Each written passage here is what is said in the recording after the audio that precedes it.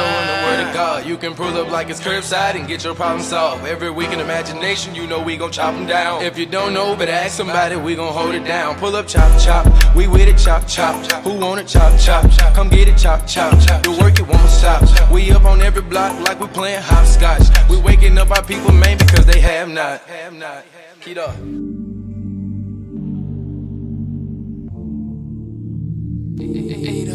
Yeah. Woke me up from the slumber. It get deep. Outside ceiling the instructions in my sleep. Told me, son, to make it up, you gotta eat.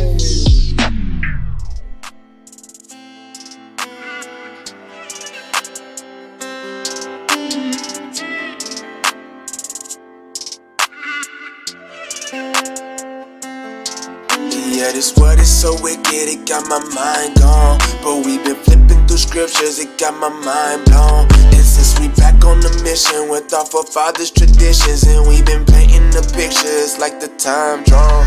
Yeah, this what is so wicked, it got my mind gone. But we been flipping through scriptures, it got my mind blown. Since we back on the mission with our forefathers' traditions, and we been painting the pictures like the time drawn. I done been tried in that fire and made it out. Shalom, shalom, most high in Christ bless. That's right. Welcome to another week of Let's Talk Truth. Today you got myself, Officer Emmanuel, Officer Baruch, Officer Ezra. Officer Jonah. Officer Isaiah. Officer Zachariah. Hey, we just gonna stick to one side next all time. praises. 5 minutes later, we back. All right, y'all ready? All right, all praise to the Most High. Yes, sir. Today, Right. all right, we got a heavy topic on our hands. Yes, sir. All right, the war on black fathers. This right here now, of course, you know, we got the stereotype and, you know what I'm saying? We know it's true to an extent as far as the absence of black fathers being an issue Right. in the black community. We speak about it all the time. You know what I'm saying? And but the thing is that don't get addressed is the efforts, you know what I'm saying, of the black fathers that actually want to be fathers. Right. And the involvement of black fathers in their life, contrary or in adversity to the, you know, the stereotypes established in the earth. Neither do we talk about the oppression of the black baby mama on the black man who wants to be in his child's life. Y'all remember years ago, Don Tripp, he was a rapper from Memphis, his breakout song, I just want to see my child. Y'all forgot that? That was a viral hit. That video went viral. That's what got him on a record deal. Him just sharing this, you know what I'm saying, frustration to the world Right. about wanting to be in his child's life. And one thing about it, when a black daddy is in your life, is not no love comparable to a black daddy love. You know what I'm saying? We gonna get into all that though, all right? We gonna dig into this thing, Lord's willing, so y'all stay tuned. And, you know what I'm saying, black women, y'all gonna have to be accountable. You know what I'm saying? That's the thing, like, y'all, the biggest issue black women have is taking accountability. Right. You know, it's so easy to point the finger at the black man. It start with the man, you the one that put him in. You and you know what I'm saying? But you the one that open your legs, though. You know what I'm saying? You the one that's bitter, though. Right. You the one, you know what I'm saying? Right. For real, you holding your child. You gonna blame the daddy when your child grow up and be Lil Nas X slash YNW Melly slash King Von slash in jail 45 years with boyfriend. Oh my God! You gonna blame the daddy then. Right. You know what I'm saying? But when he was a little baby and the daddy was trying to be in his life, you did everything in your power to keep the daddy away. Right. It's time for y'all to be held accountable, man. Point blank, period. But we gonna get into this thing. But, all right, before we get into it, make sure y'all press the like button right now. If you watching, press the like button. Yes, Facebook, sir. YouTube, whatever you want. And then after that, press the share button. All right, press the share button. Make sure y'all subscribe to the YouTube. That's right. And call in today. We want to hear what y'all got to say about this topic right here because we don't speak on it enough. All right, the number is 833-878-7234, extension 7. Again, 833-878-7234, extension 7. All right, so let's go and get into it. All right, let's get the warm up. Before we get into the topic, we want to address something that happened earlier this week. You know what I'm saying? With one of the biggest rappers in the game right now. Oh, damn. Now, the thing about it, you know, we living in a cancel culture, right? Yes. Right. And the people that tend to get canceled is like the people that was like once popping, like they already had their time. Right. When you like popping, it ain't just super easy to just cancel you. You know what I'm saying? Nah. So they're attempting to cancel this rapper, you know, because that, you know, it's the wave. If you ain't LGBTQ cool with it, if you're not an associate, you know, they gonna bully you. Come on now, dog. For real, they gonna expel you from the Yeah, industry. that's heavy you say that bullying because the bullying is a big issue, right? Facts. But when you say something that's contrary to what they want you to say, they bully you. They try to push you out or Hey, we everybody need to do a against you. protest. Right. Like, Come on I'm now, tired of dog. being bullied by the LGBT as a Come on, heterosexual man. I am a victim. Right. We are LGBTQ bullying. Right. I'm tired of it. It has to stop today. Right. Straight lives matter. For real, straight lives matter. Straight lives matter. Straight lives matter. I like that. For real though. They do matter, though. Right. Righteous So lives yeah, matter. they coming at this brother for what he said. You know what I'm saying? And that's his concert. It's his concert. He can have preferences if he want to. Right. You know what I'm saying? But let's get into it though. Y'all might not know what the hell we talking about. So play the video. Listen up. This just in. All the guys. The Rumor Report with Angela Yee. It's the Rumor Report. The Breakfast Club. Man, breaking news. This just happened a few minutes ago. I told you I was watching the Olympic gymnastics, and champion Simone Biles is out of the team finals.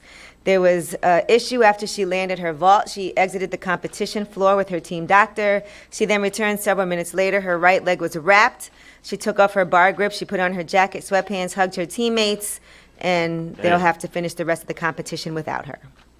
Damn, that sucks. So this just happened. And I know we were all excited, but, you know, this would be their third gold in a row. Yeah, that's horrible. It's the sports, though. You know, it comes with the And they territory. can still win. Yeah, injuries come with the territory. All right, so hopefully she is okay. Now let's talk about the baby and his comments that he made at Rolling Loud. Now, the initial comments were during his performance, and he said this. You didn't show up today with HIV, AIDS, any of them deadly sexually transmitted diseases that'll make you die in 2-3 weeks. Put a cell phone light in the air. Lady, if you smell like water, put a cell phone light in the air. Fellas. Lights up. Fellas, if you ain't sucking in the parking lot, put your cell phone lights. Okay, well, first of all, let's be clear. If you have HIV, that does not mean that you're going to die in 2 or 3 weeks at all. There's people that live full lives that have been tested and are HIV positive, and that does not mean that's a death sentence in any way, shape, or form. So we want to make sure that people know that. Now, he did try to explain why he said this during his set at Rolling Loud, and things got even worse. What me and my fans do at the live show, it don't concern you on the internet. You know what I'm saying? Like, what I do at a live show is for the audience at the live show. It'll never translate correctly to somebody looking at a little 5-6 second clip. Because regardless of what you talking about, how the internet and twisted up my words, me and all my fans at the show, the gay ones and the straight ones, we turned the up. My boy had the crop top on, front row. Yeah, he out there. He's standing on the rail. Got them cutting up. He know the words. I saw him. I'm rapping them bitches with him. Right. He had also said something like, if you're not, fellas, if you didn't suck in the parking lot, you know, to go ahead and put your phones up. I don't even understand what that We has heard to it. do You, with. you didn't have to repeat it. I think you repeated that because you wanted to. Like, Well, no, because some people that might not have heard it because it's bleeped out. Why It's a little Charlamagne? muffled, Pause so I the wanted video. people to hear. Why You know, Charlamagne so jittery about this topic, bro? You know why? You know so why? jittery? Come on now, dog. You already know why. uncomfortable He's already about showed it too many different times that he's with them. And let me show you. Go back. Yeah, right. Go right back. What's that behind his big old head? No, Tate? you good. What's that? Rainbow flag. Come on. Man. Usually it's gay dogs back there, and he changed their positions like every Nigga, week. you gay. Yes. Say it again. Nigga, you gay. All praise. Go back. Y'all good. How can, what's wrong? Half the people that's offended, they wasn't even in the parking lot. They wasn't there. They don't know what happened. They offended about him saying, "Put your cell phone light up if you not out there sucking in the parking And like lot." you said, it could have been was it you? It could have been an incident like a fan had to get removed in a disallowed entrance into the And he was concert. addressing Security caught him Indecency. giving head in the parking lot. Right. And he probably like, I'm gonna speak on it. Right. You know what I'm saying? You know what's heard crazy about too? it, right. That's how you know it's an agenda because they focusing on the wrong thing. It is illegal, whether it's straight or gay, for you to be sucking in the parking lot. Period. You can't do that. What the laws at? You can't do that. Right. What if he was just addressing the illegal activity in the parking lot of his concert? Get out of here with that, man. Bro, all is fair in sodomite love, bro. Ain't no laws when it comes to the LGBTQ community. You can be butt naked on stage. You can kiss two men. You can have videos with fake sensory over whatever you doing in the prison restroom. If you LGBTQ is fine. That's that bullying. But we Straight get lives blocked. matter. We get blocked if we talk about that one thing. But why? Y'all know gay people have a very, very long history of bullying, right? Yes. They do. We gonna Right. get Yes. it. But keep Let me know him. But why? It's a little muffled, so I wanted people to hear, you know, what it was that was said. And so why people are saying that it's not, you know, what he said was problematic and that it was homophobic. So in case you didn't know what was being said. All right, now He's T.I. big also mad. weighed in and he defended the baby. You can't make me homophobic because I'm proud to be a heterosexual. You can't make nobody homophobic because just because I am proud of what I am don't make me hate what you are. For instance, the Lil Nas X, the performances and video, man, I got a lot of respect for bro because like I said, he had the courage to live his truth, but that for me. It just ain't for me. I ain't got no business looking at it. I just can't look at it. It ain't for me. And I don't want my children seeing it. Right. Either, because their minds haven't developed to the place where they can wrap their minds around those type of experience and those types of visual presentations. Right. But I feel the same way about the WAP video. All right. The problem is whoa. Wait a minute. He gonna get a lot of hate. So wait a minute. Hold on.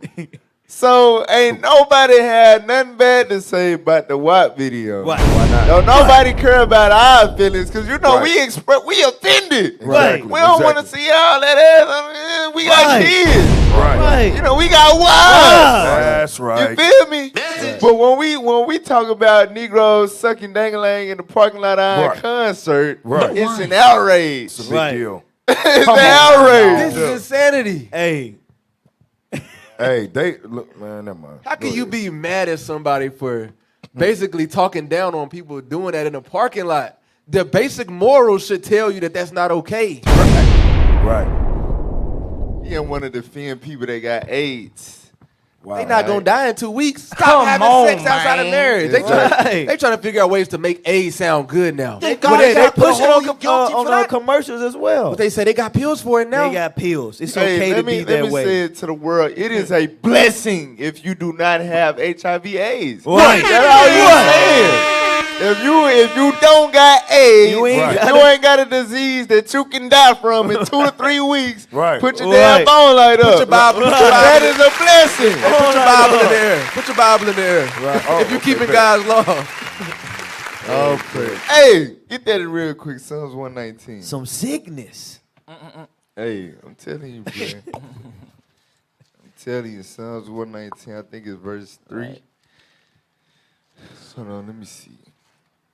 Psalms 119 and 1. Watch this. The book of Psalms, chapter 119 and verse 1. Watch this. Blessed are the undefiled in the way. Blessed are the undefiled in the way. If you got HIV/AIDS, that means your ass literally is defiled. Or you don't got that. You blessed. Right. Put the lighters up. Do that. You blessed. Who walk in the law of the Lord. Who not committing fornication. Who not committing sodomy. Who not taking a ride up they, right. The exit only hole on your Stay body. in your lane. Who not sucking in the parking real, lot. that is a blessing right there. All praises. Go back to the video. Yes, sir. Got to see it through, my boy. And Little Nas X responded and just put LOL, and a lot of people did also respond, is that Little Nas X is not saying that it's not okay to be heterosexual or acting like there's a problem with it. He's just celebrating who he is. And it's okay to celebrate who you are without putting anybody else down. Yeah, my question to my pause brothers real tipping the quick. baby. Hey, but you see what they're saying? It's okay to celebrate who you are without putting anybody down. But this is destroying the black community. Because there's so many men out there that's been deceived by that. Humanity. Humanity and Look, exactly. This ain't even a black thing, bro. It's If the whole you thing. gay, you destroying You stop humanity. it, right. You are anti-humankind. I don't give a damn. You know what's crazy? Exactly. That's why too. Like we said it before on plenty other episodes. The desensitizing, making everybody more sensitive to seeing these things. Because if you really go and look when they're in their rawest form at their festivals, when they're all together, they're bullying because they're like they say, like T.I. said, you can't hate me for being heterosexual. That doesn't mean I hate you because I don't want to be. They literally spew hate towards us. Like you should be like us. All the sex that they put out, they try to bring kids into it.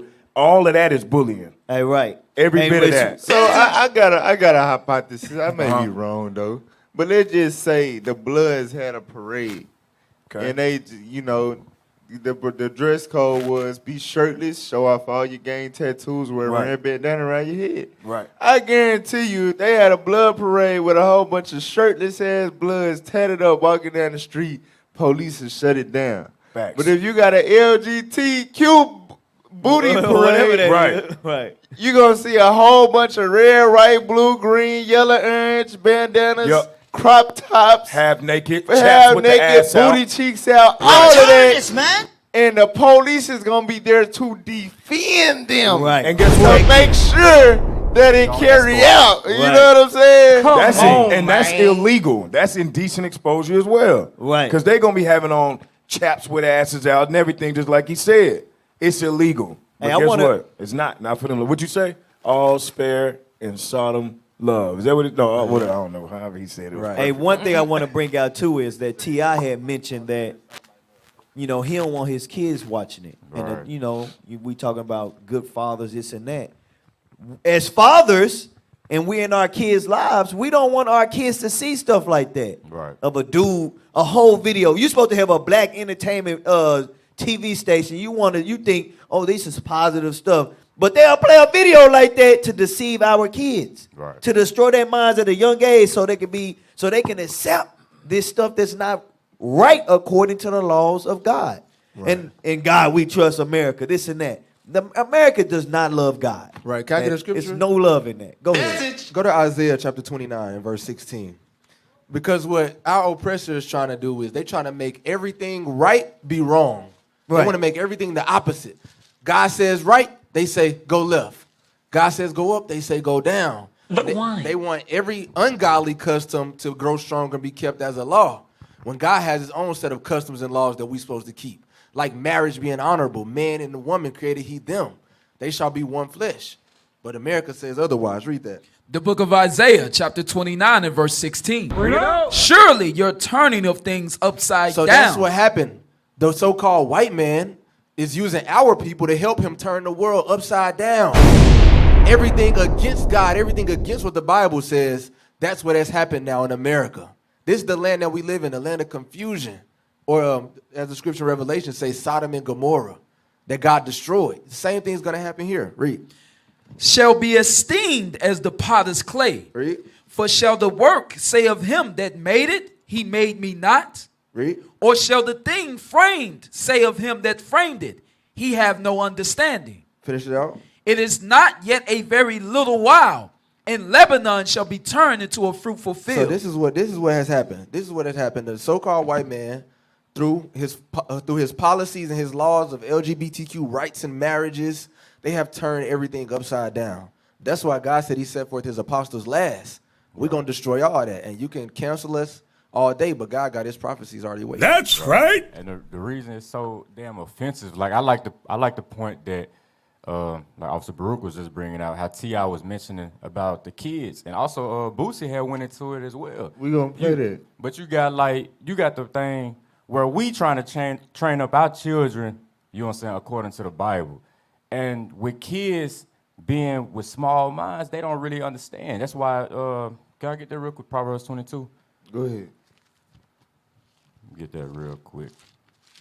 That's why the Bible says this. The book of Proverbs, chapter 22 and verse 6. Train up a child in the way. So that's the thing that we trying to do. We trying to train up the children according to the Bible. Look, we teaching them, look, it ain't cool to be, a boy shouldn't be with another boy, son. A girl shouldn't be with another girl. You see what I'm saying? Read on. Train up a child in the way he should go. And when he is old, he will not depart from it. He ain't going to depart from it because now he knows the knowledge of God. But you trying to teach him this, and the world, they getting devoured out there by these damn videos. Right. Play the video.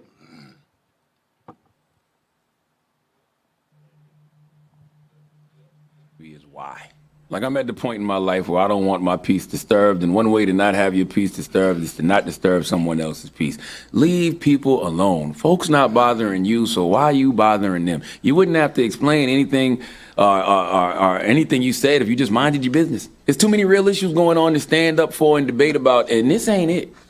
This just ain't it. You know what? Right, I think there is a big difference. Chris Brown said the same damn thing. And everything that he sing about is what? He just sing and dance and scream about females and shit all damn day. Hey, you know what's weird? Oh, hold on. What? Yeah. Like, I think we might have the same confusion. We all like. Maybe not. Okay. So who are you to say, like, what is a real issue to address and what's not? We kind of like. I've been trying to break it down for the longest. Maybe it's just shut the hell up. You don't know what I'm talking about. That is anti-human. That is a depopulation tactic. Right. That is a real issue in the earth. That's the number one way to spread HIV/AIDS. Right. That's a killer disease. Right. Homosexuality is a problem. Facts. Effeminate black kids being raised to gay men is a problem. Right. That is something to be addressed. Right. It's much more real issues to address, and this ain't that. Yes, it is. It's gotta be. Yes, the hell it is. Hey, on a little bit of a lighter note, but not really. Charlemagne, right? What did he say? He said, mind your business. Is it not his job to get into everybody's business? Exactly. Is that not exactly? Ain't that the rumor report? What? That's the rumor report. Everybody's business. I think I found the secret. Charlemagne. You gay. Nigga, you gay. Hey, it is what it is. Hey, they gonna get us straight. Right. Hey, I'm so sorry. I hope I don't get us shut down. I'm sorry, You y'all. messed it all up. But go back to the video. Celebrating your true authentic self. And let's be clear, like, people who are gay have had a lot of issues and still continue to have a lot of people who are have biases against them, are being attacked. And so I do feel like it is important for you to express yourself and show other people who are watching and children who are coming up who perhaps haven't come to grips with who they really are, that it is okay and to have this representation. And how do people find something to be mad about on social media every day with all the real things happening to the black people around the world in this country? How do we find a way to argue amongst ourselves every day? Like, every day? It's easy. Like, where do y'all find the energy to participate? Like, every day. We just had the head of Instagram here. People are on Instagram all day long. There's all types of ways to find things to piss people off to argue, going back and You know forth. what? I take that back. I don't take anything I just said back, but it's hard to tell people to mind their business when we live in an era that encourages everyone to volunteer their opinion about issues that don't concern them.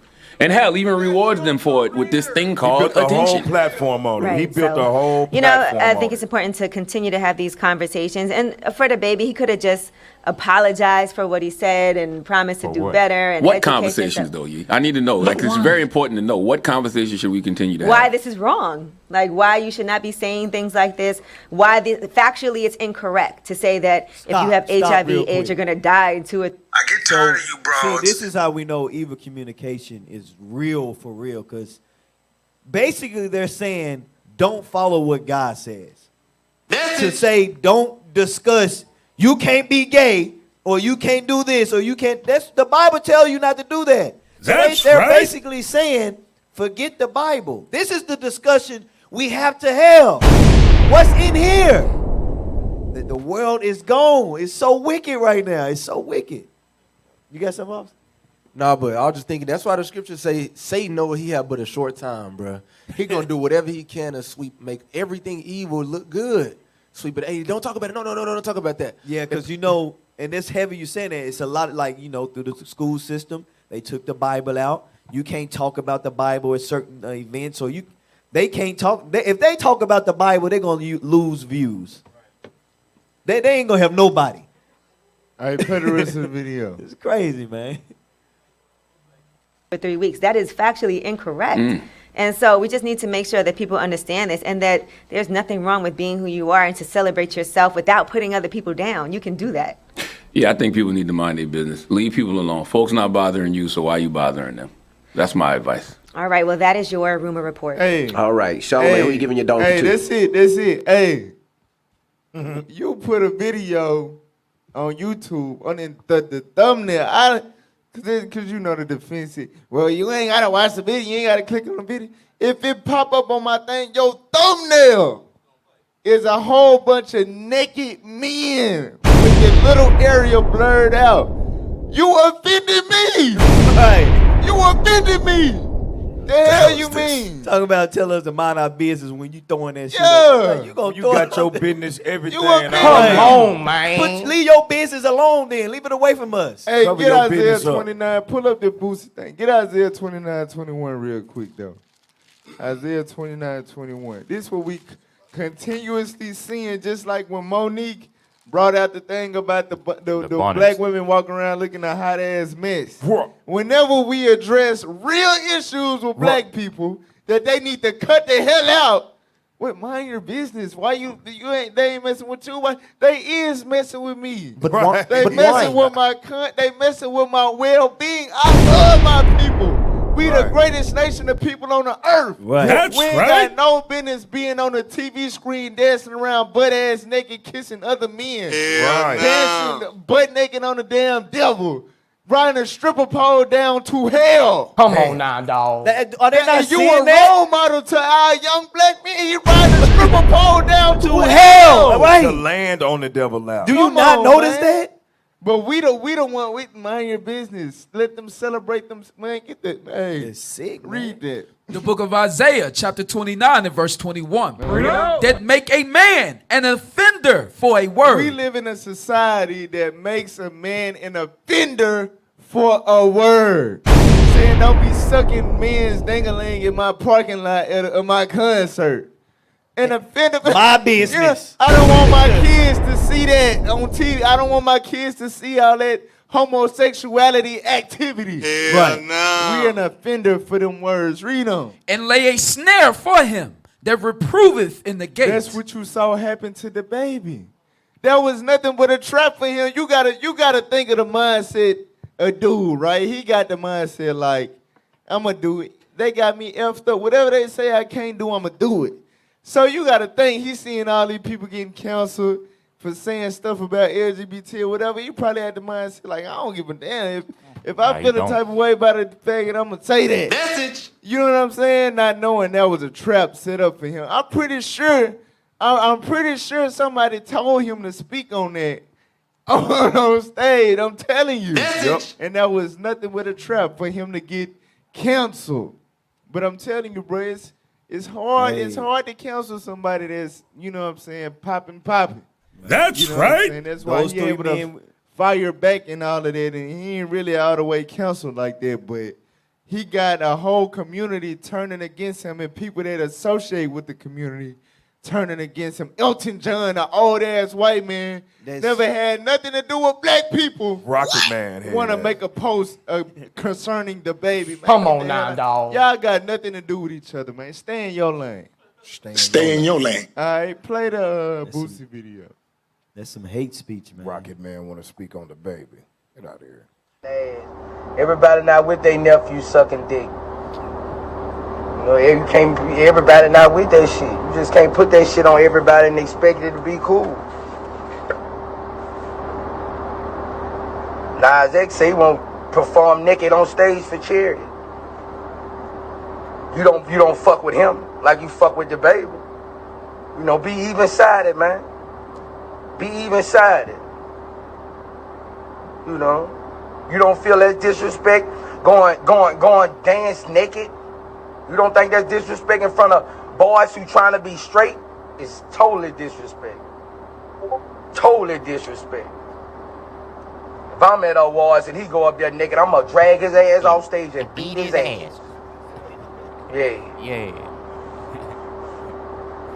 You let a nigga dance naked in front of your children, you a motherfucking crazy motherfucker. Or you like dick too. I'm gonna beat his ass. Hey. Message. Hey, look, so you gotta think, man, like, that's actually love, what he's saying. Right. Why would he beat his ass? Why would he do that? Correction. Because he's a young black man. He got sons around his age. Right. That's right. You know what I'm saying? You ain't got no business on that stage doing that. For real. Y'all would say the same thing about if a young boy got up there and, you know what I'm saying, start doing, you know what I'm saying, some practical nonsense or whatever, like, take that boy down from there and give him a whooping. You know what I'm saying? Right. For real. That's with 20 years ago. All right? Let's just say you was a little boy. You know what I'm saying? You had the damn gay ass spirit on you. You started dancing in front of the TV like Lil Nas X. What was your parents gonna do to you 20 years ago? Beat his ass. You was getting your ass told the hell up. Right. For real. Facts. You was getting your ass whooped. So Boosie is not off by what he's saying. For real. I'm glad that he said that. Cause now if you had an award show with him and you do that, I better see you run up on stage, man. Hey, you better be about that life, Boosie. For real, you better set it out in that mother. Right. Booyah! You hear me? Hey, I want to see all that. I want to. Hey, one thing we gotta notice too, and this is for everybody that's listening, because you know we will protest about Black Lives Matter or whatever. Something happened to us, we gotta stand up for our rights. If you want to stand up for your rights, allow us to speak what we want to speak. Freedom of speech, right? Yes. So I can't say these things and You not can. get judged or what you call it, punished or bullied for Right. these things. Canceled. Or canceled. This is crazy. Hey, just in case they think they got something up on us with the last comment where they said if you got to try to be straight, you're not straight.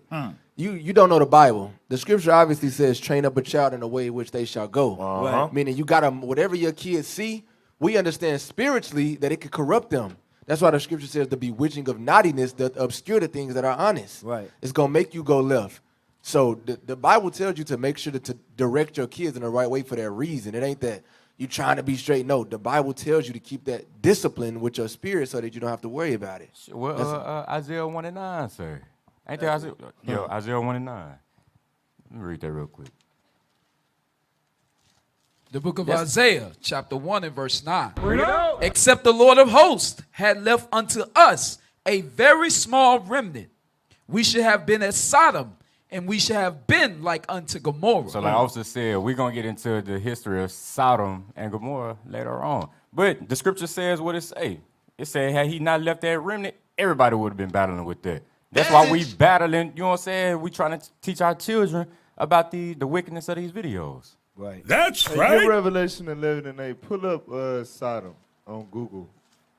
Sodom. Read Revelations 11 and 8. The book of Revelations, chapter 11 and verse 8. Because we living in a society where, you know what I'm saying, believe it or not, yeah, you got to try to be straight. Now, us that was born, you know what I'm saying, a little bit ago, we all right. Right. But this generation, you know what I'm saying, these new babies, they really got to try to be straight. They looking up to Young Thug. Yeah, bro. With his swoosh hair to the side. Like, Come on now, every dog. cartoon, everything is like you see the same genders kissing each other. Kids don't understand. You know what I'm saying? Right. Hell no. Like if you come out the womb and you seeing men, you know what I'm saying? Like it's like that's what we supposed to do. You know, in this society, bro, the new babies gotta try to be straight. Believe it or not. Read what you got. The book of Revelation, chapter 11 and verse 8. And their dead bodies shall lie in the street of the great city. Right, so the dead bodies is referring to the Israelites being spiritually dead in the United States of America. When you see us making videos riding stripper poles down to hell to give the devil a lap dance, you know we dead. We fried. Right. You know what I'm saying? And even on the flip side, you know what I'm saying? You got people like you said, the baby making response videos, smashing white women with that little section blurred out. Like you, bro, you know we out of there. You know what I'm saying? The scriptures say overcome evil with good. Message. He rendering evil for evil. Like, you know what I'm saying? Because we all we know how to do is evil. We wise to do evil. Damn. We zombies. All right, read on. Which spiritually is called Sodom and Egypt. So this society that we are the walking dead in is spiritually called Sodom and Egypt. Now, if you know anything about the origin of the word Egypt, it's a Greek word Egyptos, which means bondage or slavery. This land that we living in, the United States of America, was built on the free slave labor of so-called African Americans. Right. Just like Egypt was. The treasure cities was built by the slaves, the Israelites, who are today the so-called African Americans. It's the same thing. This is spiritual Egypt. Egypt is thousands of miles away on the continent of Africa, right? Right. Why the hell, when you look on the back of a U.S. dollar created by white men, it's an Egyptian pyramid? Right. What's the correlation? Think about They it. telling you who they spiritually are. Right. So they're spiritually Egypt and spiritually Sodom. What does Sodom mean? Let's read that on the screen. The definition of Sodom. Old Testament, a city destroyed by A city God. what? A city destroyed by God. A city destroyed by God. Now, if you believe in the Bible that say, I am the Lord, I change not. And he destroyed the city for a particular thing that we're about to read. Right. And this is running rampant in this place. Right. What the hell gonna happen to this place? I just said it. What the hell? Right. Not about Jesus. Hell. But anyway, keep reading. Old Testament, a city destroyed by God for its wickedness, that with Gomorrah traditionally typifies depravity, this city as representing homosexuality. So this city represented homosexuality. Right. So we living in a society today, spiritual Sodom and Egypt, that the United States of America represent, they put on for homosexuality. That's what they do.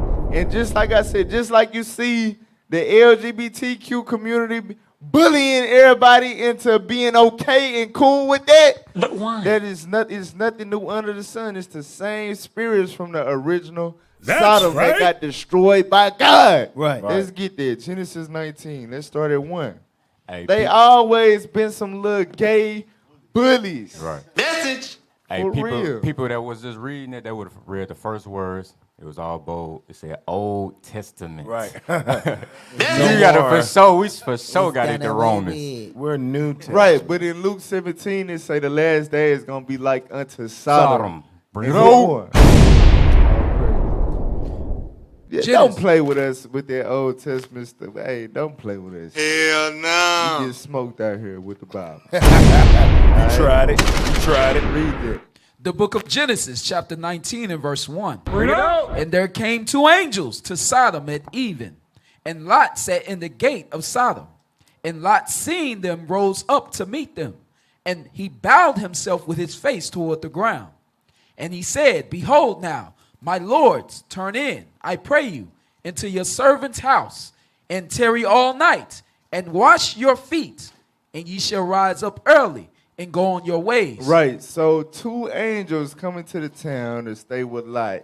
Right. Lot or visit Lot. Lot is inviting them into the crib, you know what I'm saying, trying to be hospitable. Now these is two angels.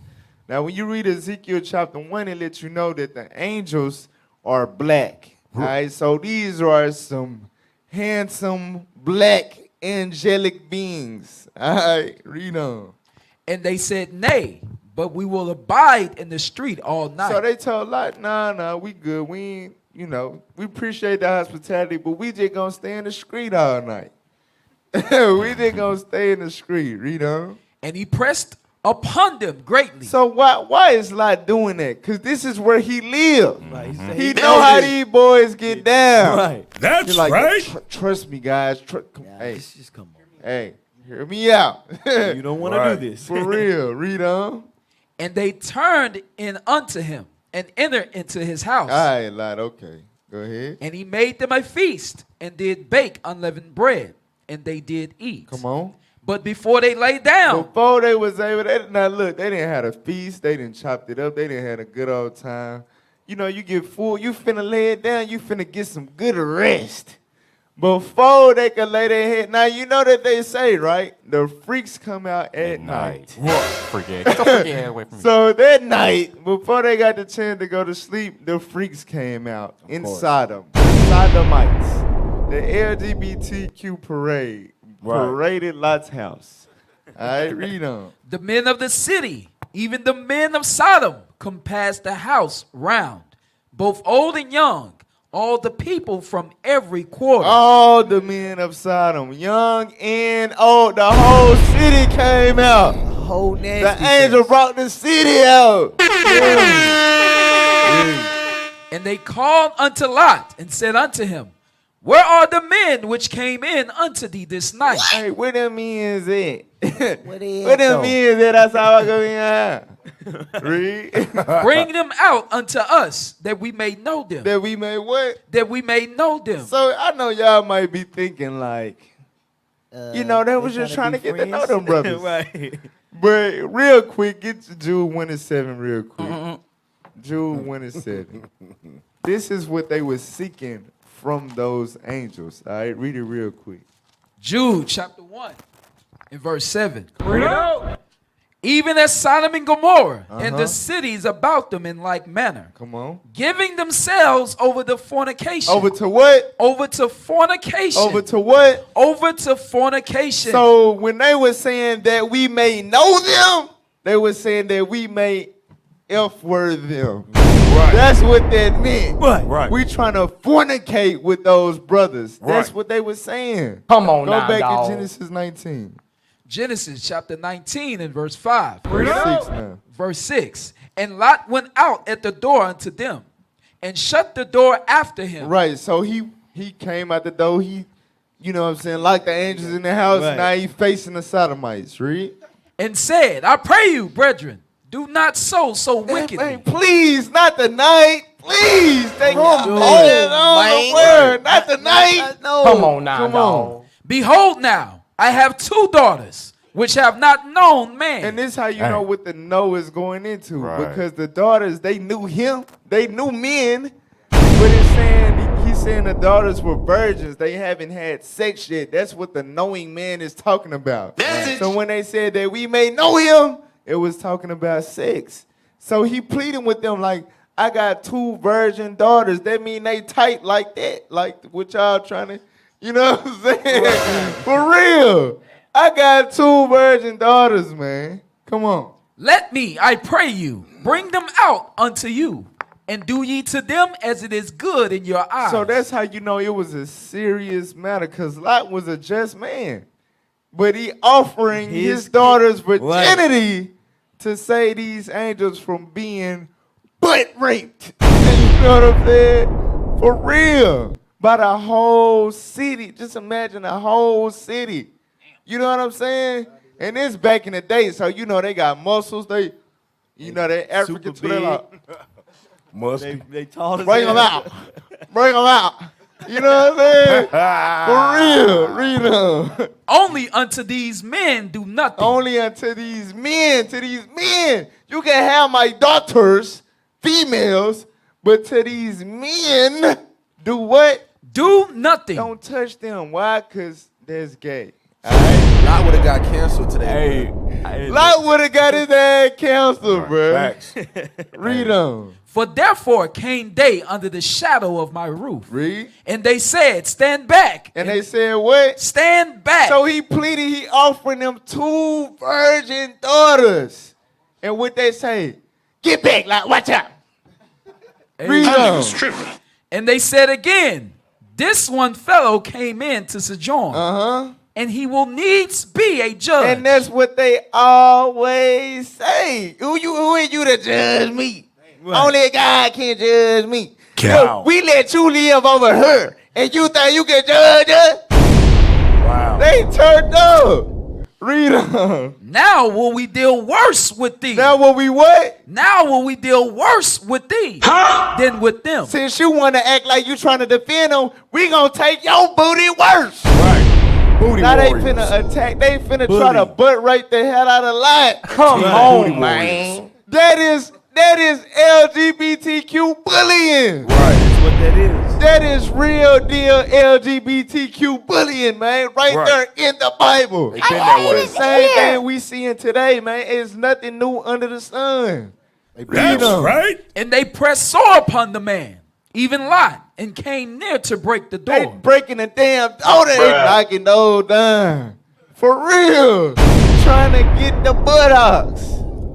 Dangerous spirit, man. We that's the society that we living in today, Very man. This dangerous. is spiritual Sodom. Notice it said the whole city. Right. That mean eventually everywhere you turn. Right. Like the officer just put Isaiah 1:9. The only people that ain't gonna be delving in that lifestyle some type of way is the righteous remnant of the Lord. The Israelites, period.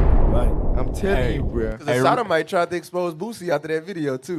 Right. Yeah, exactly. That's what they said. He had a secret relationship with Nas or whatever. But hey, I want to give people like a visual. You know what I'm saying? I got a clip. If we could bring it up. I just posted it. It's Friday after next. Y'all know who Damon is, right? You in the spirit. Cause I was thinking about that. Hey, I was thinking about it the like, whole time. Hey, get out my face. This ain't got nothing to do with you. Nah, look, hold on. Hey, look. Hey, watch this clip right here. So, basically, the scriptures right here, Lot was like, look, I got 2 daughters. Right. Q came up to Damon in the movie like, ain't y'all these beautiful women around? He's, man, about them broads. Hey, little Money Mitch come in. Who is this Lucky Charm? Hey, play that clip, man. Prison in that more diamond. Hey, we gotta give people the visual, man. That's funny. Hey, they probably as big as him. What's that?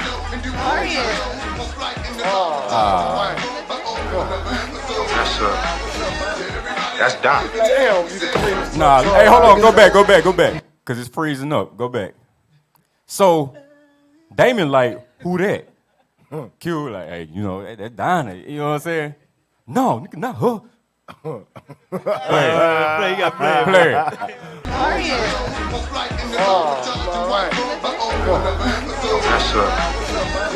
That's Doc. Damn, you the cleanest little troll I ever seen. Who the nigga she with? Oh, that's just Money Mike. Little Lucky Charm, little micro mini pen. That nigga look magically delicious. Hey, hold on. Don't the angels, what they looking like? They handsome, right? They handsome. They not magic. You know what I'm saying. But look, come on. Craig, look weird. Oh, man, thanks for coming through, man. I appreciate that. Oh, no problem, man. Thanks for inviting us. We had to show y'all some love after what y'all did for us at the store. You know what I'm saying? We appreciate it. Don't you look good? Introduce me to your friend, Craig. Oh, that's Money Mike. That's Donna. Hi, Merry Christmas. It's Damon. He lives downstairs, you know. All right. That was like the Matrix. Whew, that's some testosterone problem. Why don't you go get me something to drink, please? Thank you. Where is it? Right through here. Hey, that's it, really. But y'all know what happened after that. You heard him? He said, Introduce me to your friend, Greg. Like, we need to know him. I'm trying to know Magically delicious. For real. Yeah, no, the nigga behind He imposed himself on that man. Man. For Why real. Terry He always bullied on that him, gay really. You stuff? see how he pulled him? Nah, he more than bullied him. He more than bullied violated him, little man. Mike. All right, but look, y'all, we got to go to break. Hey, we still ain't got That into was the a warm-up. topic. That was a warm-up. We still ain't got into the topic, so y'all stay tuned. Don't go nowhere. This is Let's Talk Truth.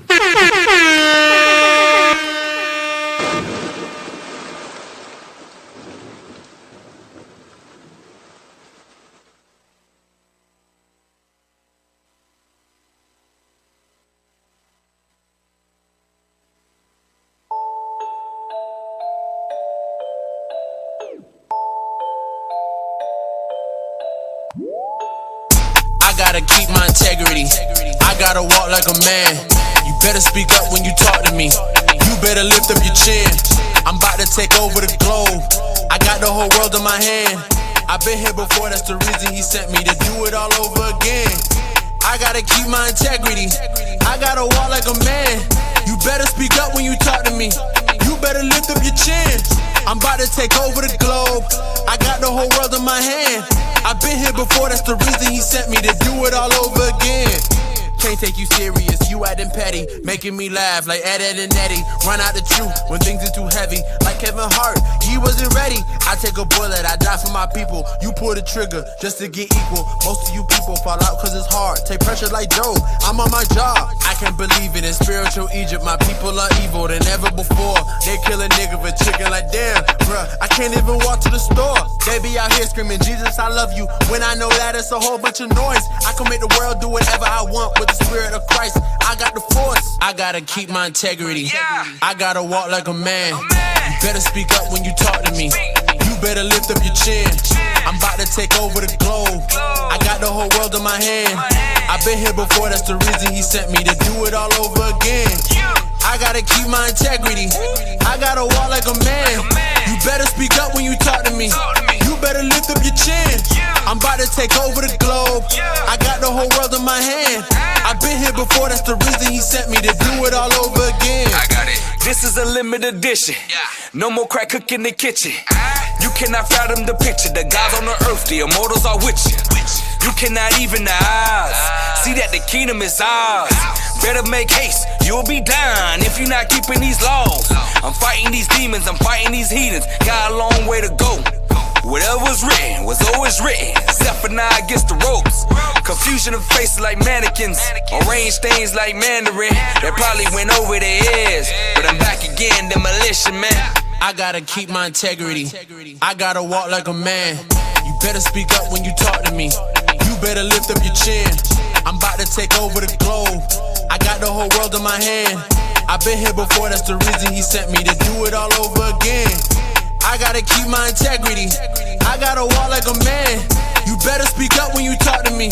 You better lift up your chin. I'm about to take over the globe. I got the whole world in my hand. I've been here before, that's the reason he sent me to do it all over again. That boy Kanye, he a con. Confused, the blackity blonde. I think he was in Vietnam. He get in the fight, he'll probably run. We do it for real, he do it for fun. We sit at the table, he begging for crumbs. He touching my plate, you know that ain't safe. He nuts, the vegan, the native mistake. Well done, my faithful servant for roasting this straight jive turkey. Confront him by his blasphemy, then vroom, that Kardashian. I ain't a regular rapper, every bar cold, maybe get registered after. I know he probably ignore this, but till you repent, just save all that shit with the toilet. Whoa. I gotta keep my integrity. I gotta walk like a man. You better speak up when you talk to me. You better lift up your chin. I'm about to take over the globe. I got the whole world in my hand. I've been here before, that's the reason he sent me to do it all over again. I gotta keep my integrity. I gotta walk like a man. You better speak up when you talk to me. You better lift up your chin. I'm about to take over the globe. I got the whole world in my hand. I've been here before, that's the reason he sent me to do it all over again.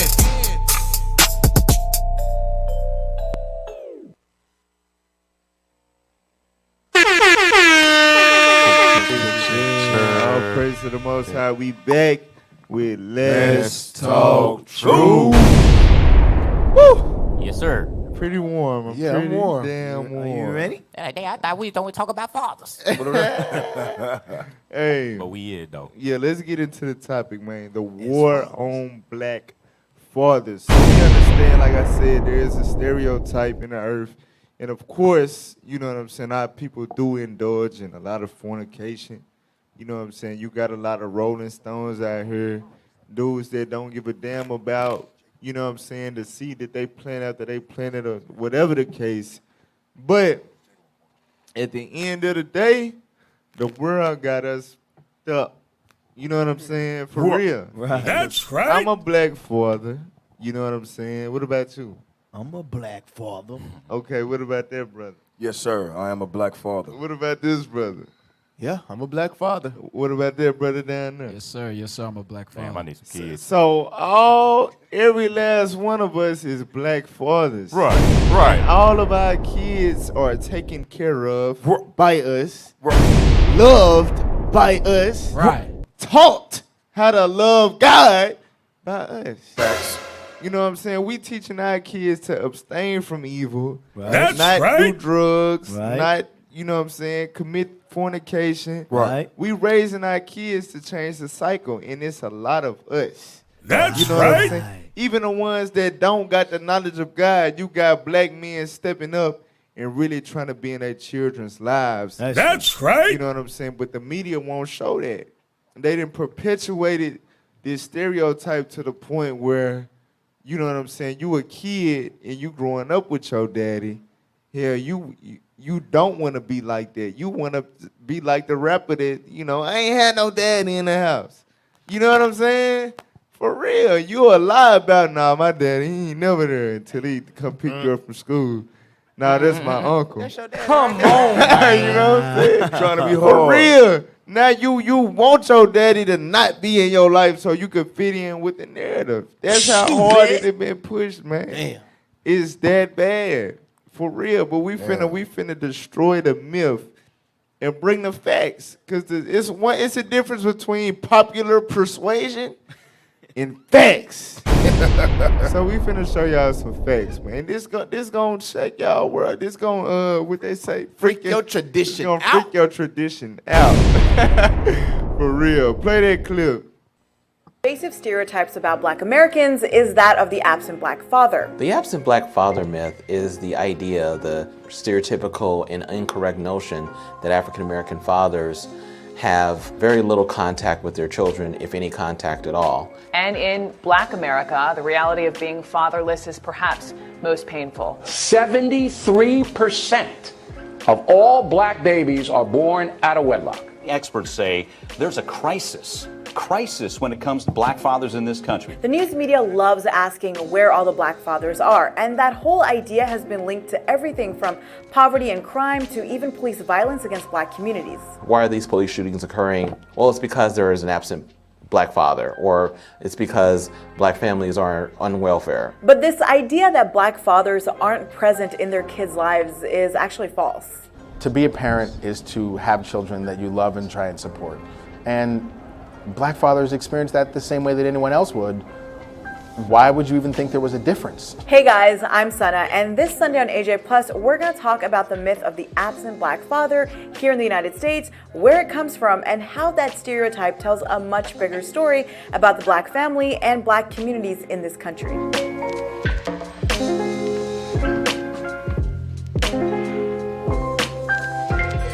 Just because the trope of the absent black father is so pervasive doesn't mean it's true. Now, yes, according to a Centers for Disease Control report, in 2013, 72% of non-Hispanic black women who gave birth were unmarried. But being an unmarried mother doesn't automatically mean that the father isn't involved. And in fact, that's exactly what that CDC report found. When compared to white or Hispanic fathers, black fathers were actually more likely to be involved in their children's lives in almost every way. They were even more likely to have bathed, diapered, or dressed their kids, eaten a meal with them, played with them, helped them with homework, and taken them to and from activities. And a lot of that held true even when black fathers didn't live with their children. But if we go solely off of what we... Pause. So we can't just just go past that like that. Did Right, y'all that's see some- the that's some great statistics? I was gonna say, you want me to read them off? Did y'all just see those statistics? Go back. We ain't gotta read them out. But basically, the black father statistically has a higher percentage of daily interaction with their children. You never heard that. Your tradition is being freaked the hell out right now. Right. But here's the kicker. The black man is more likely to, by a landslide, is more likely to not live with the child. Right. So even with those it's easy to do all that activity when you're living in the house with a child. Right. We beating everybody statistically by not even living with the child most of the time. We able to be in our kids' life on a daily basis without even living with the mama. You see what I'm saying? Right. You gotta go out of your way to be a father to your child, and that's our fight and our struggle. No other man on the earth is doing that. But they never talk about that though. They never talk about that. I never forget me growing up, my little cousins, you know what I'm saying, my auntie, they had a baby daddy. But you would have thought they was married because he was over there every damn day. John was at the crib at my grandma's house every day with his son. For real, looking Trey, I don't think he ever went a day without seeing his daddy's face. And his mama and daddy never been married to this day. He was actively in his son's life every day of his son's life. They was never married. And you know what I'm talking about, don't you? This real life. And it's crazy because you know how many obstacles us as a people, as black men, we got to jump over to even get that. So to show that we even can still have the highest percentages of seeing our kids when the court's trying to keep us away, when a woman trying to lie on us and keep us away, we still make it time to do that. Imagine we bring God's laws into the picture. And we actually do marry our women. We do teach our children when they rise up and when they lay us down. We'll become the greatest nation on earth. It's already in us. We just got to apply the laws. I'm going to show you what's going to happen. Get to right 30. This is the thing. And that's what you see going on today with the Israelites. You seeing a wave. You seeing statistic rise in the black community dealing with marriage. Now we marrying the women, having kids with the women, and staying with those women. And not only that, the wave that we on, the mindset, is causing us to be positive influences to our children. Because a lot of the kids that I grew up knowing that their daddy was in their life, but their daddy was a gangster. You know what I'm saying? Right. Their daddy showed them how to cook crack. For real, their daddy showed them how to roll blunt. Hey, somebody gonna show you how to do it, so it might as well be me. Head ass. But now, you know what I'm saying? You got the righteous black man instilling something different in the children. So right 30 and 3. The book of Ecclesiasticus, chapter 30 and verse 3. What's the teacheth? Yeah, verse 3. He that teacheth his son. He that what? He that teacheth his son. So a father that has the presence in his son's life to be able to teach his son what? That God is black. Right. Jesus is black. Right. That's He's chosen by God. That's right. He's meant to rule the earth. He has to love his people. He has to protect his mother, his sister, his children when he has them. You know what I'm saying? For real. That is being taught to our children now. And what does that do? Read on. Grieveth the enemy. What does it do? Grieveth the enemy. So why is the white man... Why doesn't the white man cover this in his media? Yeah, because it angers him. Right. He doesn't want to see that happen. Right. He don't want the black man in the household teaching the black child how to be a black man. He don't want to see that. He don't. That's why you got the welfare system. That's why you got the child support system rigged the way it is. That's why all the court cases go in favor of the black woman. Because the black man being in that child life is going to piss the white man off. That's why the system is set up like that. All right, is that it? No, sir. And before his friends, he shall rejoice of him. Right. So before the friends of the black father, he's going to rejoice in that child. For real, you got to think of the glory. Even with my son, you know what I'm saying? He 3 years old. Even when he was 2, the little boy knew the 10 Commandments. You know what I'm saying? He know all the members of leadership names. Just looking at their face, Bishop Nathaniel. Bishop Kanai, you know, Deacon Abiel. Like, what the hell is this? The 2-year-old, most 2-3-year-olds, all they know, the baby. You know what I'm saying? My son don't know nothing about dude. But he know about the prophets of the Most High God on earth today. Right. For real, that's something to rejoice in. That's something to be proud of. Now, I'd be ashamed of myself. My son got a damn viral video twerking in his diaper. But that's what you see each and every day on damn TikTok. The white man has no problem with that. But when you teaching them God commandments, showing them who they really are, they can't stand it. That's why they don't cover that in the media. Right. It go back to how it was in Exodus chapter 1, when they was trying to destroy all the firstborns. You see what I'm saying? But now they know it ain't going down like this. So how can we do it now? Through the media. You see what I'm saying? We're gonna push this agenda on these kids so that they grow up not knowing God laws, not knowing who the true prophets according to the Bible is. Hey, what's crazy about it is too, like we see the stats here, but like you mentioned, they won't really show this in we can't see this in the news. The news will portray us as deadbeat dads. Right. That's all they would show, but they won't show that we running the whole thing right here. Right. I heard these stats for like the first time of a couple months ago on Clubhouse. It's these guys on Clubhouse. It's like biblical smoke. Right. And they be like, they be going in. So, of do. course, you know what I'm saying? It was a topic dealing with black women, you know, why you won't allow the daddy to be a daddy. Right. That was the topic at hand. And, of course, the black woman always casting blame and putting forth the finger and never taking accountability. Right. They're like, well, y'all the ones that do this and this and that. And this brother named Judd or something like that, he brought out these statistics. He was like, actually, the black man is the most active father in the United States of America. Right. That's right. Freaked her tradition out. Right. She was silent. For real. And I was like, whoa, I did not know that. Right. For real. Hey, that was the first group I ever joined when I got on Clubhouse. They always touch on all the political, racial. They touch on all the topics. So, hey, if you're on the Real Underground, you're on Clubhouse, check out Biblical Smoke on Clubhouse. Hey, Real Underground That's right. us right now.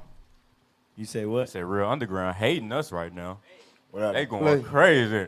If you ain't gay, why you worried about it? Play the video. Is that in the comments? And taking them to and from activities. And a lot of that held true even when black fathers didn't live with their children. But if we go solely off of what we see in the news media... Where's your dad? Don't really know. Tell me about that. He just not around. You wouldn't really see black fathers in that way. Communications professor Travis Dixon studies the prevalence of stereotypes in mass media and the impact of these stereotypes on audiences. He wrote this report, A Dangerous Distortion of Our Families, and in it he found that almost all news and opinion media implicitly or explicitly encourages pretty egregious assumptions about black fathers. Black fathers were shown spending time with their kids only half as often as white fathers, contrary to, well, the actual facts. We found that black mothers, white fathers interacted with their kids about 26% of the time in these videos and photos that occurred in the news media. Half as often, we found that happening for black fathers. Only about 14% of the time were black fathers actually interacting with their kids on camera in photos. Dixon also found that news commentary singled out black fathers 60% of the time compared to white fathers only 20% of the time. What has it been like since your dad's been in jail? Can a father's love break through prison walls? What the hell is that? It's an ad. Real that quick. media distortion. All right, go ahead, keep playing. substantial. We know for a fact that African American fathers are just as likely to participate in the lives of their children than fathers of other races. And this isn't, by the way, a politically partisan issue. Both conservative news outlets like Fox News and more centrist ones like CNN were top distorters, specifically Hannity, The Kelly File, and CNN Tonight. Did both of you have fathers present in your lives growing up?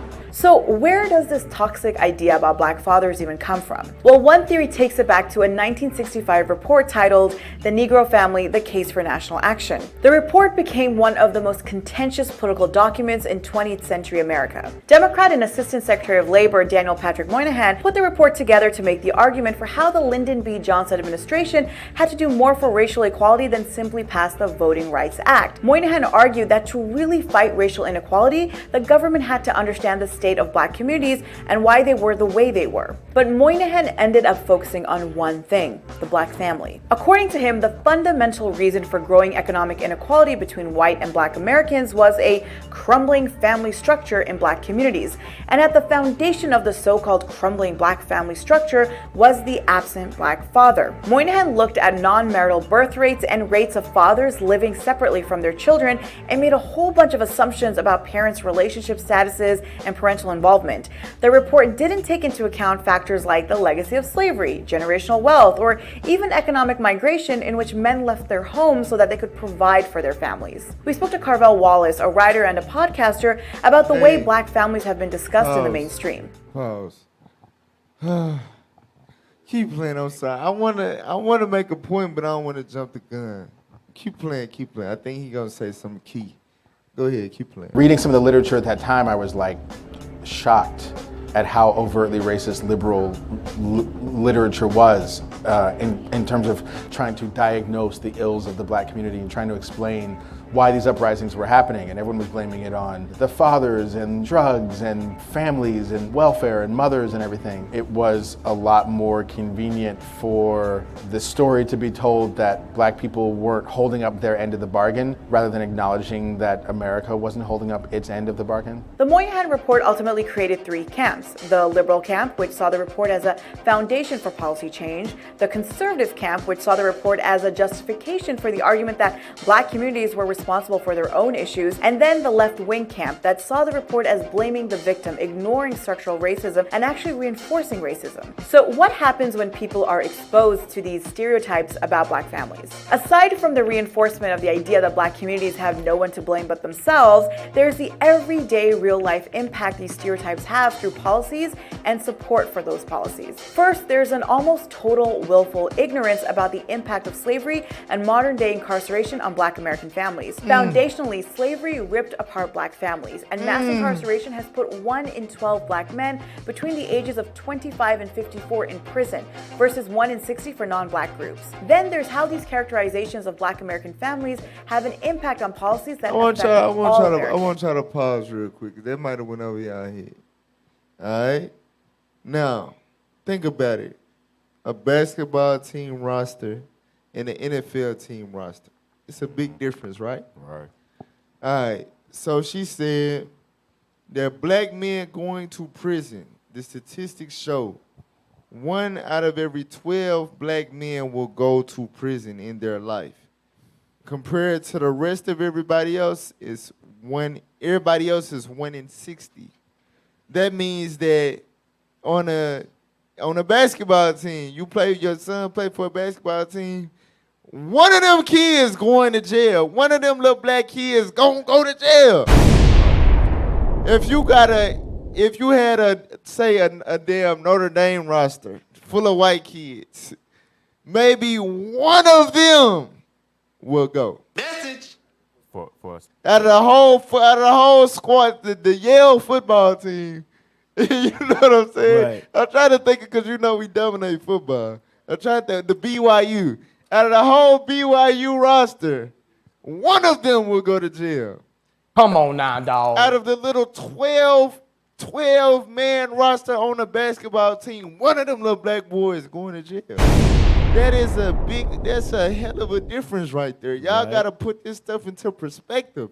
This is the stuff that's engineered against our people. For real, this is oppression. Because, I seen a damn coon when I was looking through content for the show, a damn coon, a black man, because he got a couple degrees and he's successful. Do it look like I'm oppressed and all of that? What the hell? Like, this the thing, bro. Right. Just because when people defy the odds, they think, you know what I'm saying, that them being the exception to the rule means that the rule doesn't exist. No, our people, this is happening to our people nonstop. It might not have happened to you. Yeah, you beat the odds, but that don't defeat reality. Our people, man, I'm telling you, the whole, because every time you throw that out there, like I mentioned Clubhouse, right? Every time you throw the facts out there, well, I didn't, I don't do that. Well, my son ain't this and that. It's never the person you directly speaking to, but we know that's what the hell going on with our people. So why not just take accountability, man? Right, because when you look in the mirror, yeah, all you see is yourself, but on the other side, it's all the damage in the world. That's why she mentioned it started with slavery. They stripped the families that was built. That's heavy, because in slavery, they destroyed our nationality. They destroyed our identity. Everything. Because when a white man look in the mirror, he say, I'm proud to be in America. He look in the mirror, he see the United States of America. Right. We look in the mirror, we see, I'm that nigga. That's just me. You know what I'm saying? It's just me. Come on now, dog. For real. It's just my block. If the ops. You know what I'm saying? When a white man look in the mirror, he say, I'm proud to be in America. Right. He see his whole nation. We're about to take over But Mars. us, we see individual. We don't see the bigger picture of, because Jay-Z made it, don't mean the whole nation made it. That don't make sense. One man made it, don't mean everybody made it. Look, if once he turn around, he see the poverty. He drive through the hood. And that's why we got to turn back to the Bible. The scriptures say the things written aforetime written for our learning. That's right. Joseph led the perfect example of a successful black man, the person that make it out. You see what I'm saying? Right. You look out for your folks. For your family, right. You see what I'm saying? He led the perfect example for a successful black man. For a nation. But we destroy it for a lack of knowledge. So we get on, we lead their ass for a white girl. Hey, Officer Brute. So you just said something. So let's just say Jay-Z did do something for the hood. He only did it for that particular hood. That didn't change nothing in Little Rock. That didn't change nothing in Memphis, Chicago. It's never giving turkeys to damn kids in one damn neighborhood. One damn day. It don't change until we way behind. Even if these people get money and do something, even for one community, it's not changing the fact that we still oppressed. It's designed that way. Right, that's because it's me. You think about this. The Boys and Girls Club was founded by a black dude or a white dude? A white dude. And it's in our hoods, right? But you got these billionaire athletes, rappers, all of these entertainers, and they black entertainers, and they can't come together to start a whole community chain. Right. They can't do that? Nah, they won't do it because it's me. All they see is self instead of their whole nation. That's all they see. All right, we kind of getting off topic, but so I got a point I want to make, but I don't want to play the video. I think it's some more in there before I put. Play the video. Take poverty, for instance. During the Great Depression era, the face of poverty was a white man who was down on his luck, or a white family fallen victim to circumstances outside their control. And the country felt a duty to end poverty, namely with President Franklin D. Roosevelt's New Deal. Then, decades later, Dr. Martin Luther King Jr. began to shed light on the reality of poor Black American families living in cities, and the reporters who followed him began to report on these issues. We are tired of living in run-down, dilapidated, rat-infested shacks and slums. And as a result of that, over time, all of the imagery began to focus on these black families, and it began to actually have a pernicious impact. It began to have us think of poverty and black families as tied to this issue of black laziness. And that's where we largely find ourselves today. According to Pew, more than half of Republicans believe a lack of effort is to blame for poverty instead of circumstances beyond one's control. As the conversation on poverty and race shifted, so did the support for welfare. People began to think that we needed to curb welfare benefits, increase work requirements, because the real problem is that black people are on welfare and they want to just be lazy. When we think about policies, what's good for families, we tend to think about them in these racialized terms. And when we do that, we tend to have a distorted view of what needs to happen. So what's the solution? Well, here's what Dixon and Wallace had to say. The main way that the media perpetuates stereotypes and racist tropes is accidentally. I think the people who are in the decision-making rooms and the content-making rooms are carrying these biases with them without knowing they're carrying them with them because there's no one around to challenge them. So I think that ultimately greater diversity at all levels of decision-making in the media and content process is probably our best chance of dealing with this. As an African-American father myself, as the father of twin sons, I take pride in that role. And I know many other black fathers who take pride in being involved with their kids, regardless of the marital situation with the mother. And so I really would like the media to show some of those stories as well. Ultimately, I'm raising my kids to be a part of the solution rather than a part of the problem. You know, that's really all I can do. So we Go ahead. We focused on the way the news media talks about black families and black fathers, but there's no shortage of the same representation in entertainment. Take, for example, one of our favorite scenes of all time from The Fresh Prince of Bel-Air. You know exactly which one I'm talking about. So let us know in the comments below what you guys think, where else you've encountered this trope, and tune in next week when we come at you with another great video. Hey, your first entrance 572. So this is basically what they addressed in the video. What you saw was being addressed was basically the media cover up of the black fathers actually being active in their children's lives and the perpetuation of the narrative that we just deadbeat daddies. You know what I'm saying? And then they brought out the history of, you know, when the white man was poor, when the white man was down on his luck, and it became a national initiative by the president. You know what I'm saying? Like, hey, we got to do something about this. And that they revived themselves. You know what I'm saying?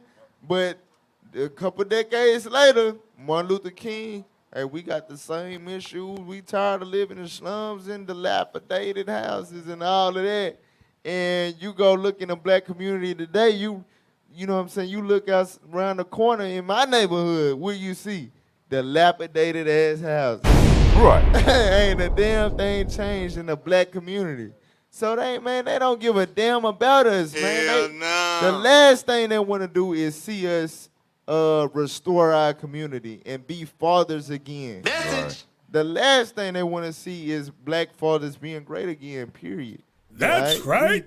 The book of 1 Ezra, chapter 5 and verse 72. Come on. But the heathen of the land, lying heavy upon the inhabitants of Judea, and holding them straight, hindered their building. So this is heavy. So the heathen, it says they saw the Judeans, that's the black man. The black man is the Judean. I guess you didn't know. Right. It says they laid heavy on them, hindering their building. Now, it's finna get into detail about how they hindered their building, but I want to focus in on those three words. Hindered their building. So, we just got the civil rights and all that in 1968. You know what I'm saying? That's not even a whole lifetime ago. This is brand new. We just now really got some type of liberation.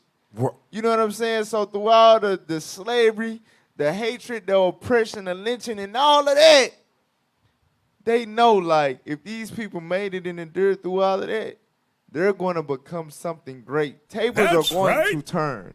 In the midst of all that oppression, not teaching them to read, write, and all that, they still invented over half of everything you see. You know what I'm saying? Yep. Exactly. For real. So they like, we gotta hinder them. We gotta stop them in some way. So what do they create? Keep reading. And by their secret plots. By their what? By their secret plots. So what the hell you think the school to prison pipeline was? Bring it out. A secret plot. What about the war on drugs? Right. Secret What do plot. you think that was? Secret plot. All of these are tactics to take the black man out of the household. Secret plots. Read them. That's right. And popular persuasion. And what? And popular persuasion. Media. I got the power.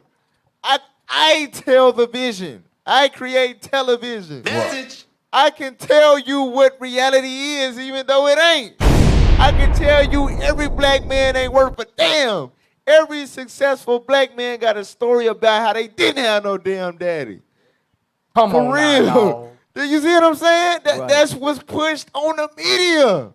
For you to think or not have no faith in being a black father or the black woman, that's why she has no respect for the black man. That's why young women don't respect their damn self. It done been put in their mind, I'll pay one of you little ragged ass niggas to make a song, INDEP, whatever the hell, right? Come on now, And dog. then, the black woman, I'm independent, I'm college educated, I'm strong, I do everything by myself. I don't need a man except for ding-a-ling, right? So, to hell with the man and marrying a black man and raising kids with him, I just need his ding-a-ling. Well, what comes from the ding-a-ling? A damn child. So, the women with the whop and all that, they still sexualized, but I don't need a nigga. I just want him for his bag. I just want him for this and that. Marriage is not nan lyric, but sex is all through it. So what does that create?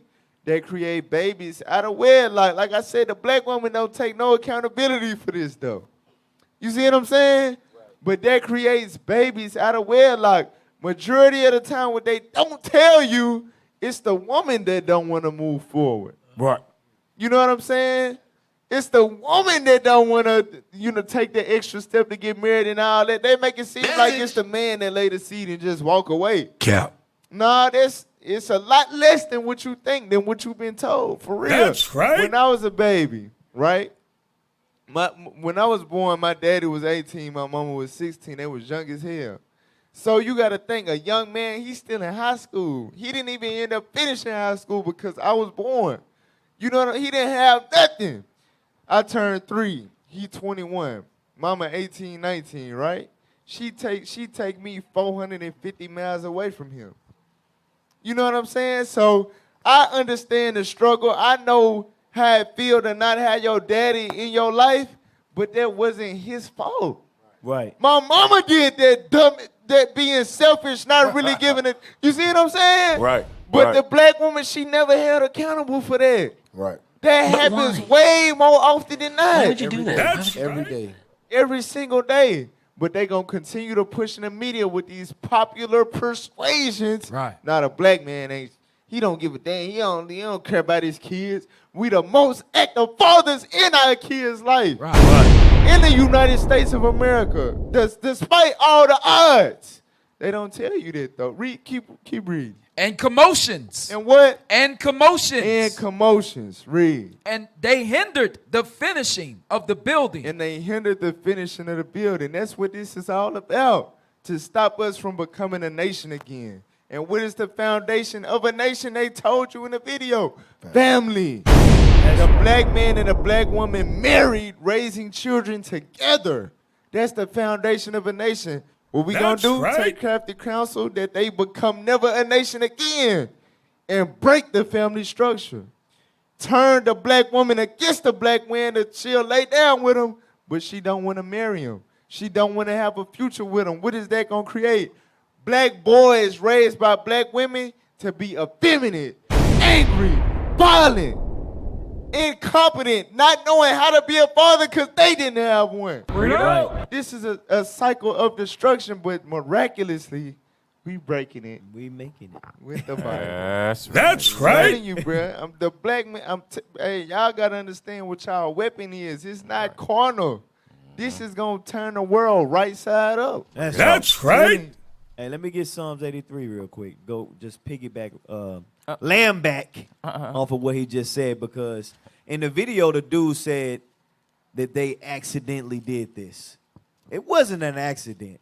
You know, like he just said, these secret plots that came against us, it was all set up. They knew what they were doing. They knew what to put on the media to say to keep the black family from being together so the father can be out the house so the child can grow up being homosexual or whatever the case may be. They knew that. Read what you got. Start at verse 2. The book of Psalms, chapter 83 and verse 2. For lo, thine enemies make a tumult. They came together. And this is the thing about it. The black community don't do this anymore. Come together on one accord. The other nations do though, and they what? For lo, thine enemies make a tumult. And they that hate thee. And they that hate you. These people hate us. That's why they make these secret plots against us. Come on. That's right. Have lifted up the head. They have taken crafty counsel. That's what officer was saying. They take crafty counsel. What can we do to stop this nation from being together? Let's break up the family. Let's start with the drugs. Let's start with putting a woman over the man. Right. So that she can make the man kick the man out the house. Right. So that he won't have rule over his house. This is what they came with. This is what they pushed. Come on. Against thy people. And consulted against thy hidden ones. And that's how you know they know who we are. We are the hidden ones. Just like he said, when we read Zephaniah 2:1, what did it say? O nation not desire, gather together. These are the things that the Most High want us to do, but they say, hey, these chosen people, we got to do something to stop them from staying with their family. From the kids being raised up by the fathers. We got to stop this. So what we're going to do, we're going to plant drugs in their community, plant drugs on them. We're going to make sure that father be away from their child 400 plus miles away, whether it's in prison, whether it's, let's send them out to war for me, or whatever the case may be, so you won't have, so you can't raise your own kids. Right. And this is what they do. Go ahead, Officer. Hey, get to Rock chapter 3 real quick. I got it right here, so you ain't got to go to it. Hey, all praises. This is how we reverse it. But we see the other nations, they got a agenda against us. They got crafty counsel against us. Right. So the Bible said we can turn it around. All we got to do is this. Sirach 3 and 10. The book of Sirach, chapter 3 and verse 10. Glory not in the dishonor of thy father. So yeah, the other nations dishonor our fathers. They plot against our fathers. They put our fathers in jail. God said, do what? Glory not in the dishonor of thy father. Glory not in the dishonor of our father. Right. Us as a black community, we have to stop making songs saying, if my daddy die, I ain't gonna cry about it and all that. We got to put that away. Read. That's For thy father's dishonor is no glory unto thee. Understand, when our fathers aren't there and we dishonoring them, it makes our whole community look bad. Right. It allows them to continue to push narratives on us because we accepting them. We're saying it. We're representing ourselves as these things now. That's heavy. Because it could be a hit song and all that, but the nation's looking at it like, damn, they daddy's never in their life. Right. Man. You know what I'm saying? And we put those astonishments on ourselves. Right. We doing that to ourselves. That's why we got to destroy this selfish mentality, bro. Right. And we start thinking as a nation, because you know, like, how stuff be like if with regular communities and regular nations and all of that, like nations that got sense that they are a nation, like when something happens within a nation that's shameful, like they not trying to make it public. They not trying to take pride in it at all. They really be trying to, you know what I'm saying? Right. But we take pride in it. You know what I'm saying? I ain't had no daddy. That's the first bar. Come on, man. You know what I'm saying? That's the first bar to my debut album. Right. That's how I'm coming out. I ain't had no daddy. My daddy was locked up. Hey, I'm glad you came to this. Hey, jump up to verse 6, because this rap music is like this and ain't no honor in your father. And watch what happened. That's why we see a lot of these rappers dying at a young age. Read what you got. Ecclesiasticus chapter 3 and verse 6. He that honoreth his father shall have a long life. So the ones that's honoring their father, they're going to have a long life. But what we see, you disrespecting your father on the biggest platform ever. Right. And you the most famous rapper right now, whatever the case may be, and you disrespecting your father. That's crazy. That's why you die young. They glorify their mama though. But they glorify their mama. For real. I remember I seen an interview with Mystical. He was like, when he was signed to Master P, He was like, hey, on your album, you do your thing, you do whatever you want to do. But you got to make 2 particular songs every album. You got to make 1 song dedicated to your homies and 1 song dedicated to your mama. For real, every album, hey, you can do whatever you want for the rest of the songs, but it got to be 1 song for the homies and 1 song for the mama every album. Hey, remember people used to say this, hey, put that on your mama. Then that's when they know you serious. But they be like, put that on your daddy. You don't even like your daddy. Right, hell yeah. Man, you know my daddy, I got $1 million. Man, that's crazy. Hey, go to verse 5. Go to verse 5. Verse 5. Whoso honoreth his father shall have joy of his own children. And when he maketh his prayer, he shall be heard. Right, so the ones that's honoring their father will have joy in his own kids. So you see the disrespectfulness of you with your father, that means your kids and your relationship is going to be whack. And God ain't hearing your prayers. He ain't going to hear it. It's going to be destroyed. And we see that in our community today. We see it. Get the next video. Dear mama. Hey, they don't like her, but she be The biggest issue facing Black America is father absence.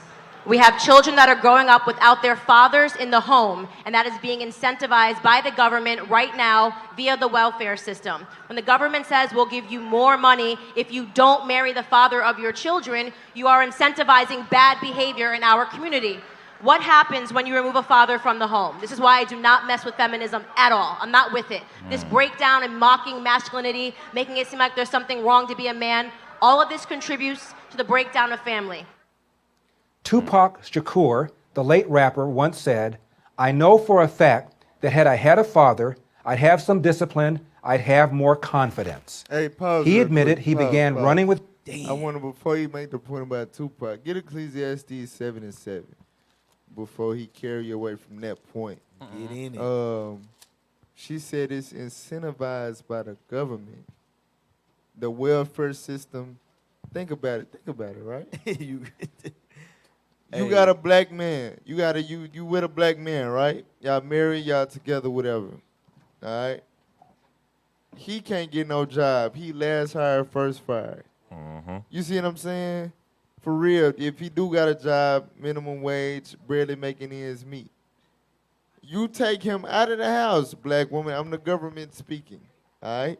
You take him out of the house, I'll give you your free living. It'll be the projects, but it'll be free. It's free.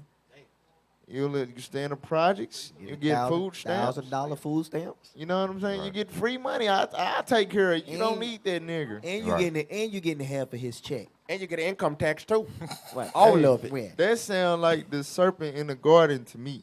That sound like the same damn serpent that convinced Eve to go against God's plan. Right. For real.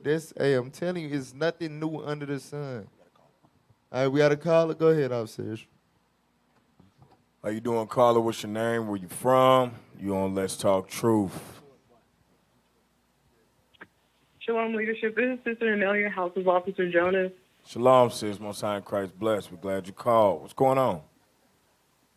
I just want to make a quick comment. I just want to say there are a lot of good black fathers, and our sisters are just ignorant to the fact that the white man continues to feed into the fact that, we don't want to be with them or we want to be independent.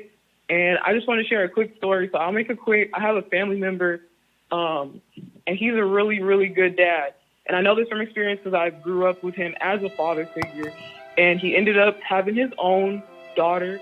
And I watched them go through the battle for 18 plus years of him going to court, the mom continuing to come to the house, antagonizing. He eventually got married. He eventually had a new child by the new wife. And the baby mama continued to take the man to court. He was paying child support. The daughter had a well-brought-up situation over his house. She had her own room, took her out to buy different things, good schooling, all that stuff. And the baby mama continued to find fault in the black father to the point where this girl is 20 years old now, and the father doesn't really want anything to do with his own daughter because he had to go through that trial for 18 plus years. And since the baby mother hates the father, she's feeding that to her daughter and has her daughter looking crazy at her own father, which in turn, I know maybe he did make mistakes because all parents do, but for the most part, she had a really good upbringing, but now she looks at her dad the same way her mother looks at him. Right. So that's all I wanted to Hey, we appreciate you sharing that because that's the stories that people don't get to hear. That's the testimonies that people don't get to hear, knowing that these women, you said it from the beginning, they're a part of the initiative going against black fathers. Yep. Right. Thank you for that. Thank you for that, sis. Shalom. Most High Christ bless you. In other words, the men be so fed up with the crazy black woman that they'll be willing to just be called no good and a deadbeat because that woman, that ostrich, is trying to destroy their life anyway. So they rather just stay away from it completely. Hey, get Ecclesiastes 77 real quick. The book of Ecclesiastes, chapter 7 and verse 7. Bring it out. Surely oppression maketh a wise man mad. Right, so believe it or not, the welfare system, the child support, all of that is oppression against our community. If black woman is used to being able to buy Chanel purses and Louis Vuitton bags and all that with the welfare and the child support, but that is oppression. Believe it or not, read. And a gift destroyeth the heart. But that's why you don't feel like that, because it's free. Right. It's given to you by the government as a gift, and it's destroying your mind to where you now hate your black man in what's the word? In subvert, what's subverting? Whatever. You inadvertently hate your child.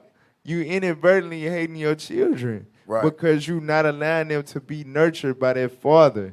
You know what I'm saying? You basically using them to put food in your mouth and clothes on your back and all of that. It's all selfish. It's For all your benefit. idolatry. Right. For Exactly. real, the woman is idolizing herself. That's why she'll listen to a whole bunch of black men with the doctrine saying the black woman is God. But meanwhile, she's getting welfare from the white man. Food stamps from the white man. But she's God. Nah, the gift is destroying our women's mind, bro. Finish the rest of that video. 400K. Got a caller. Go ahead, Osage. Shalom, caller. What's your name? Where you from? You on Let's Talk Truth. Shalom, this is Denise from Detroit. We knew it. How you doing, sis? I'm okay. All praise. What's going on? I called because this topic hit home because I went through this. I found out who my real dad was when I was 20. I'm 24 now. And my brother dad, who I thought was my dad, he told me he wasn't my dad. And he knew he wasn't my daddy. Wow. So when I had to go, when I was pregnant with my son, I lived with my grandma. I always knew she was my grandma. I called her grandma. But when I found out her son, which was considered my god dad, is my biological dad. Wow. So I haven't talked to him in like 3 years, so I called him like I think a couple weeks ago. He has the same number for me, and so I like literally like talked to him. He said I tried to, be there and like talk to you, but every time I did, mama was the one that was talking about don't do that, don't be telling her that or whatever, and things of that nature. So I always grew up really confused, and to hit on what y'all brought open the class on, I can say that is important when you teach your child the right thing. Because me, I grew up thinking I was a boy up until I was 11. Because I got a menstrual cycle, and I know boys don't have that. So I'm like, oh shit, I am a girl. I had my wake up call. So I think that is important to teach your kids. And not make it acceptable, because it was accepted. My mom was always like, well, that's what you want to be, that's what you want to be. She was like, well, if you feel that you're a boy, you be that way when you get older. And she always said that. Right. Hey, I tell you what. It was like, hey, listen, watch this. You right. Because I'm going to tell you something. That's just like what the other sister was bringing up. It be them mamas. You know, I know you told us some stuff in the past about your mama. Hey, it be them mamas, sis. For real, for real, for real. Hey, we appreciate you calling in, though. We really do. We like it when you call in. Hey, for real. Hey, shalom, most watching, Christ keep bless. supporting, sis. Right, keep sharing, keep doing that, sis. All praises. And she mentioned something that made me think about something that I wanted to mention. Stepfathers. We probably the #1 stepfathers in the United States as well. Right. For real, because it's one thing, you know what I'm saying, to be in your actual biological child life, but a lot of us, the ones who my daddy went in my life, we had a daddy in our life. A man that didn't biologically create us or produce us, but still paid the bills in our house. That's food right. in our stomach, brought us to practice, picked us up from school, a stepdaddy. And when gets a rock 4 and 10, we gotta lead the world in the stepdaddies. That's right. But they don't talk about this though. They don't talk about we don't get gratitude for that though. But God will. Read what you got. Watch Ecclesiasticus chapter 4 and verse 10. Come on. Be as a father unto the fatherless. Read. And instead of an husband unto their mother. Read. So shalt thou be as the son of the Most High. You shall be a what? And shalt thou be as the son of the Most High. So God loved the hell out of us. You know what I'm saying? You stepfathers win. Hey, I'm telling you, you get the utmost respect, not just from us, but from the Most High God. Hey. You special and you during his sight for doing that. A lot of people ain't got the courage to do that. The black man always doing it though. Right. That's facts. You know what's crazy though? I got 3 classmates. They 23. Stepdaddies. Hey, look, forget that. Listen, damn. There was a small little attack on stepdaddies in my childhood. You remember that song about the stepdaddies? They sent right. You ain't my daddy. Shut up. They sent their minions out to make that little song about stepdaddy. Stepdaddy. It was on it. They was on it. They tried to attack black stepdaddies too, man. They tried. Come on now, dog. Hey, but stepdaddies, Hey, shout out to my stepdaddy, cause growing up, he wasn't my daddy. You know what I'm saying? So I ain't give him the respect that he should have got. I admit that. Big up. But now that I'm old, I'm mature, and I understand the woman that he dealt with for all these years. Oh man. You know what I'm saying? And dealing with me not being his son and all that. Hey. For real, my son call him Papa. My son love him. You know what I'm saying? Hey, you can be in my son's life because the sacrifices you made for me, and you ain't owe me nothing. Right, and they're my dog. For real. But finish that video out. With gangs because he wanted the things a father gives to a child, especially to a boy: structure and protection. Your mother cannot calm you down the way a man can, Shakur said. You need a man to teach you how to be a man.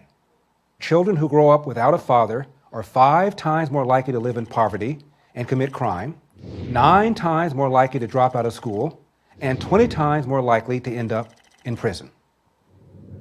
The Journal of Research on Adolescence confirms that even after controlling for varying levels of household income, kids in father-absent homes are more likely to end up in jail.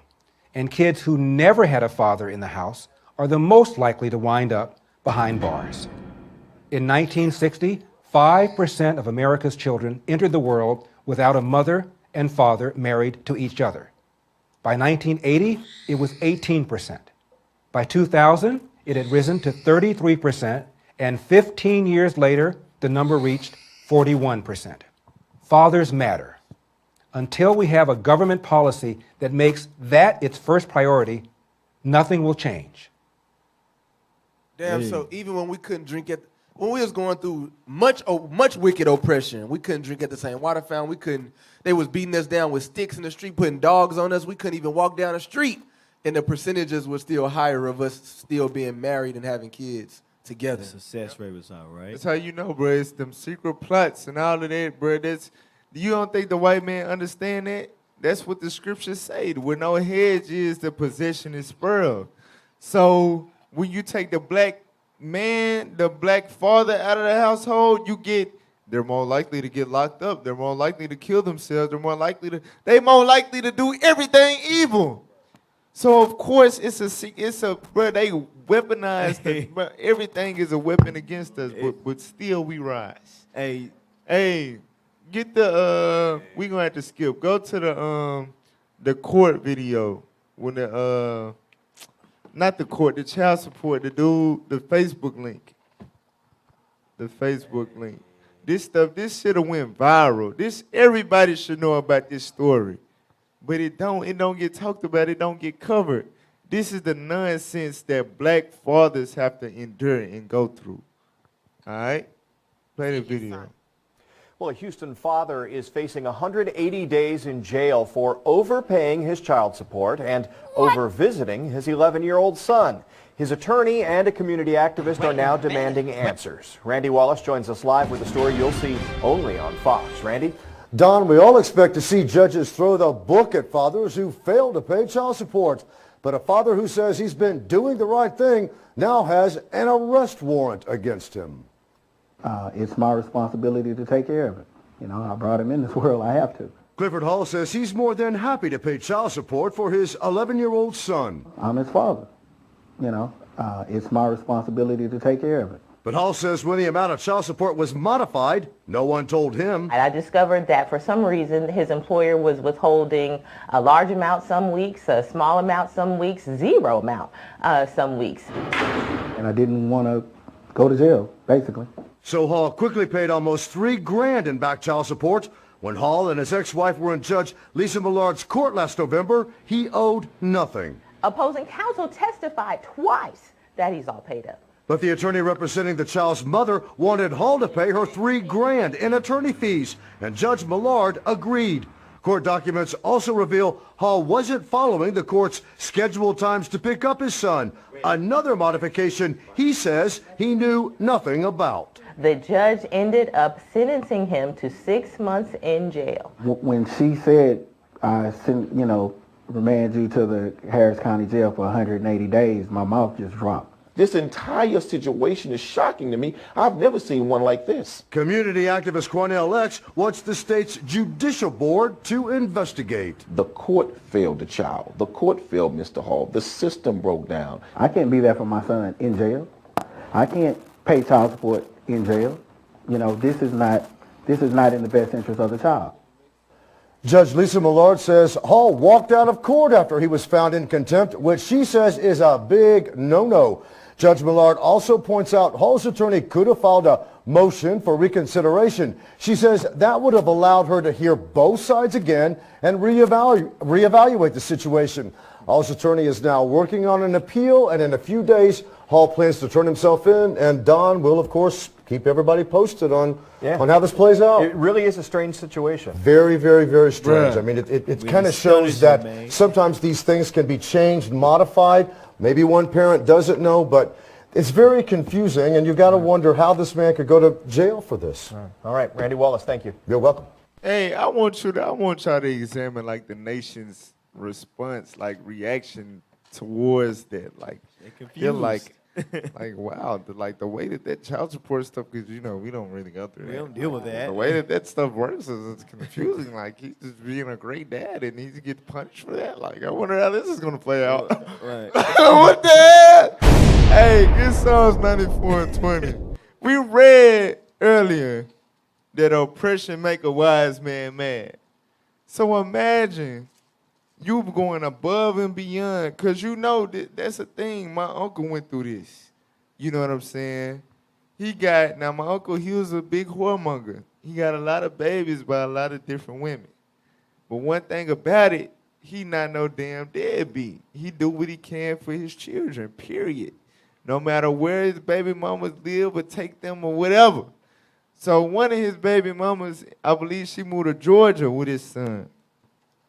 And she called herself making posts about him, like, I guess like at a football game, like she was throwing it out there like, yeah, I'm at every football game because your daddy couldn't make it and all this and this and that. This is the baby mom. She done moved to a whole nother state. He is in New Orleans, Louisiana. Never left. You know what I'm saying? She done took the child to Georgia. He done grown up and all that playing football, and he kind of good. So, you know, I'm your number one supporter. Your daddy was never there and all that. So he shot back. He got on Instagram showing the paperwork and all that. Like, hey, I ain't never missed a child support payment. You know what I'm saying? For somewhere within this, and I work a regular 9 to 5. And he one of 6 kids I gotta pay child support for. And somewhere in there, my money contributed to some shoulder pads, some football camp. Right. You know what I'm saying? Some. And it was your fault. You didn't want me around there, but you took that boy away from me. I ain't never did nothing but do what the court ordered me to do, and you still got something to say. We can't win. So this brother, he trying to cover all bases. I'm gonna pay child support.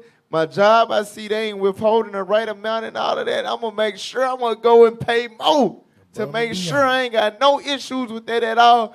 And I'm gonna visit my son more than the court say I can. Cause I'm gonna do everything in my power to be in my child. I ain't gonna leave you no room to say I'm a deadbeat at all. That's just because right. I'm not with you.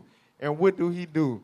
Get 6 month sentence for being a father. For being what y'all complain about and try to throw us under the bus about. Right. Drag our name through the mud about. He got 6 months in jail for, and a black woman was advocating that. And how he You gonna don't think, how you think I'm supposed to feel I'm getting 6 months? Of course I'm going to walk the hell out. Right. I'm pissed off. I don't even owe nothing. Of course I'm going to walk the hell out. What the hell you mean? Right. Right.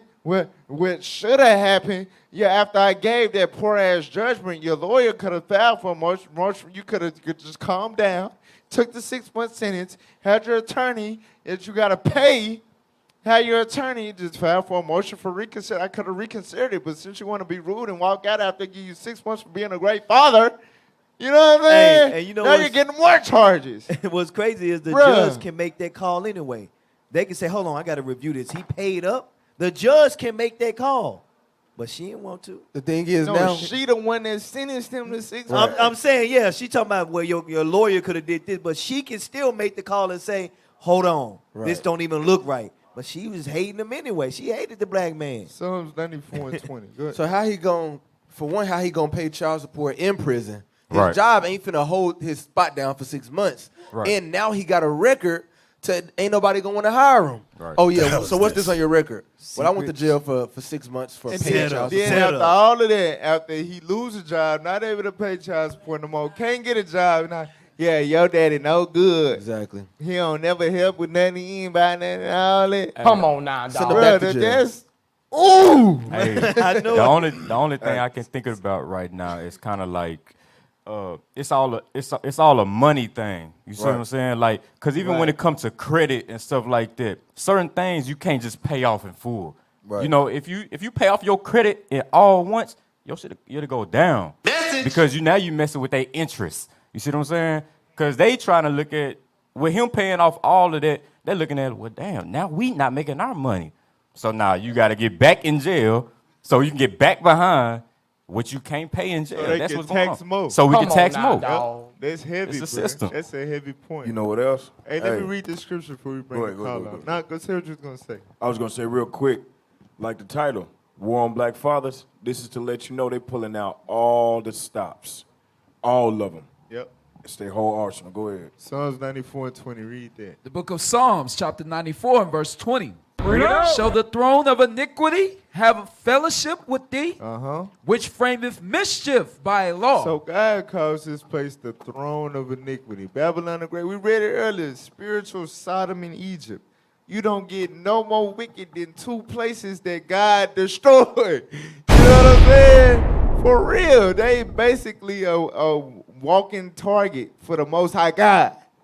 The throne of iniquity, they frame their mischief towards God's people with their laws. That's right. With their policies, the things that they implement to where if you pay too much child support, you can go to jail. Come on, man. That's mischievous as hell. Right. That is wicked as hell, man. For real. Hey, bring the call on. Yes. Shalom, shalom. Hey, Shalom, caller. You on Let's Talk Truth. What's your name? Where you from? Shalom, my name is Sis Tan. I'm from Arkansas. Okay. So, Stantan, is that you? It is I. All praises, sis. I just wanted to chime in really quick and give two quick stories because I tend to know more about a lot of disingenuous and deadbeat moms than I do dads. Wow. One case, I know a brother out in the world. He was taking care of his children, married his child's mother while they was married. She went downtown, put him on child support, and they knew that the children were living in the house with the father, and they still granted her child support. Well, he had a really good job. He was getting promoted. Right when he was getting promoted, she knew how much he was going to be making, so she moved out, got an apartment on the child support that he was already paying, and her allowance that he was giving her, took them to court for an increase on child support and said that they were separated. After the judge granted her the increase, a month later, she allowed him to move into the apartment that she moved into with the boys. So that's wicked, and that's one instance where the woman just, some of these women just don't have the best wishes for these guys and who they have children with. They're really just all about themselves. Wow. And then the second instance is a family member of mine. He and his child's mother was together. She already had 5 children. He was helping taking care of those children. She ended up getting pregnant, and he took care of the family, right? Well, he left, got a job, where he had to go train out of town. When he came back, his son told him that another man had been coming into the house and all of that. So he left her. When he left her, because he had been taking care of those other children, even though he wasn't allowed to discipline them, he would still go into schools, take them lunches, try to visit them. And she called and went in on him, telling him, hey, those are my children. You don't need to check on them. You need to worry about your child. Don't be in contact with the rest of my children. And so he just stopped. And so from that point, you have 3 elementary children going to school together, and they see their brother's father bringing him lunch, coming and just spending time with him, being in the classroom and things like that, and it's not happening for them. So then they started picking on their younger brother. Right. Then she gets upset, he got a promotion with his job, as well as another job. So he was able to work 2 jobs. And she found out about that through their son, and she went down and filed for an increase in her child support, and she was granted that increase as well. Wow. And he has the child more than she has the child. Wow. See, the scriptures say, hey, the wickedness of a woman. I'm telling you. Hey, I'm glad you brought that out. Any wickedness. Right. That evil is right. hell. Hey, I'm gonna tell you, I'm glad you brought that out, sis, because we need to hear stuff like that, so we know. Yes, there's deadbeat wives too, sisters of deadbeat women. All right? Hey, yeah, come on, deadbeat wives. Deadbeat mamas. My bad, deadbeat mamas. Hey, get Hebrews 12:15 and segue into the last video. Pull up and we gonna have to skip stuff. Hey, Yana Van Land, Fix My Life, that one. That clip. The system is against us. Hebrews 12:15. So one thing that we do that nobody talks about, that we definitely need to talk about more, is deadbeat moms. And it tends to be the baby mamas, you know what I'm saying, that's mad and bitter about the brother not wanting to be with them. What happens, what is a deadbeat mom? Beside all the drastic stuff. Kid get home from school, the deadbeat mama, she get her drink or her cigarettes and go talk on the phone, and the streets and television raise the kid. Right. That is a deadbeat mama. That's entry level, and that is very, very common in the black community. Nobody talk about that though. Right. But that is the common mama. The toxic discipline out of anger. Yeah, the toxic discipline out of anger. You get a flashback or something. Right. You look at your child and see the baby daddy. Right. over with. Whoop their ass. You know what I'm saying? Just for that. But I'm telling you, bro, hey, that's real. Nobody talks about deadbeat mothers. Right. Because the streets and the television raise, they don't do a damn thing. Because they look at it, the fact that they living there. You see what I'm saying? And they paying for the food and stuff like that. Yeah, you live there, but you're not raising him. That's what he's saying. Message. The white man and the daddy through child support is really the main one still feeding the child. Right. Every dollar she owns, she's spending on her damn self. 'Cause Right. she a narcissist. She don't give a damn about her damn child. Cigarettes and the long ass nails. Yeah. Now this another clip that's gonna make you very, very upset and very angry. So stay in the spirit. But this is a prime example of the black woman taking zero accountability for being destructive, deceitful, and evil and demonic and destroying a family. You know what I'm saying? For real, this right here get under your skin. All right, play that. Today we're going to clean up the infection. We're going to tell the truth. Mr. Monzel, in your lie detector test, you were asked, did you have any sexual contact with any of your 3 daughters? You said no. And the lie detector said there was no deception. Yes, thank God. How does that feel for you? And that your daughters know it. Well, I felt they always did know it. You felt they always did know it. And didn't speak it because? They didn't know no better. They wasn't told no different.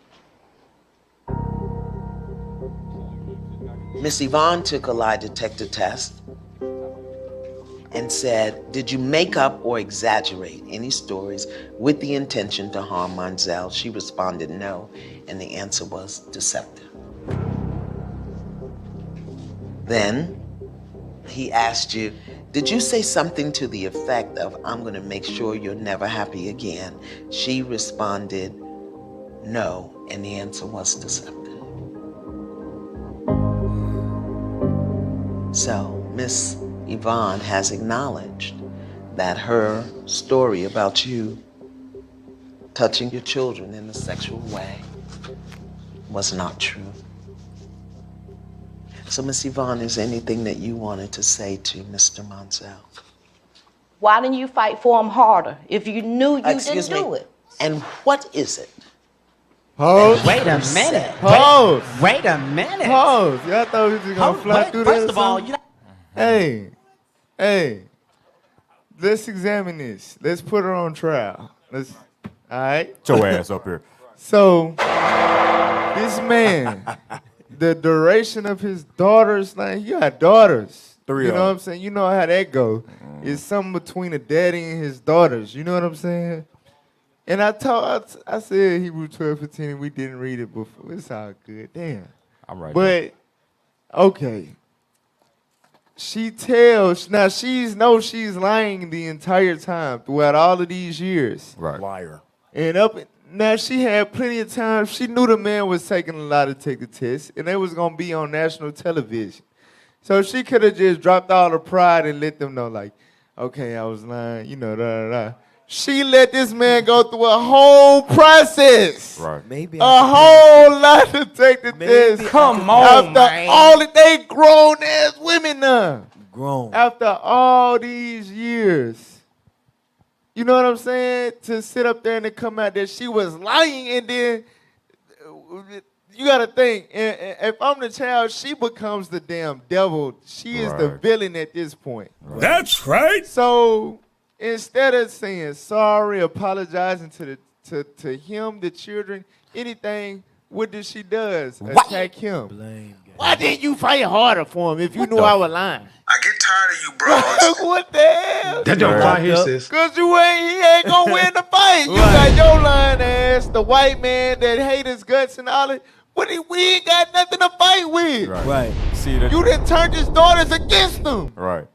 The Most High a user, man. He a user. He would have you so prideful, and he'll harden your heart just for these 3 daughters or you know, this is stuff that we gotta see in the community. You see what I'm saying? So now they actually seeing like, damn, not all black fathers are this bad. Right. You see what I'm saying? That's why the Most High had to use this situation. Then now it's all on social media. Yep. Like you said, it got all the way to this point just for us to see it now. Yep.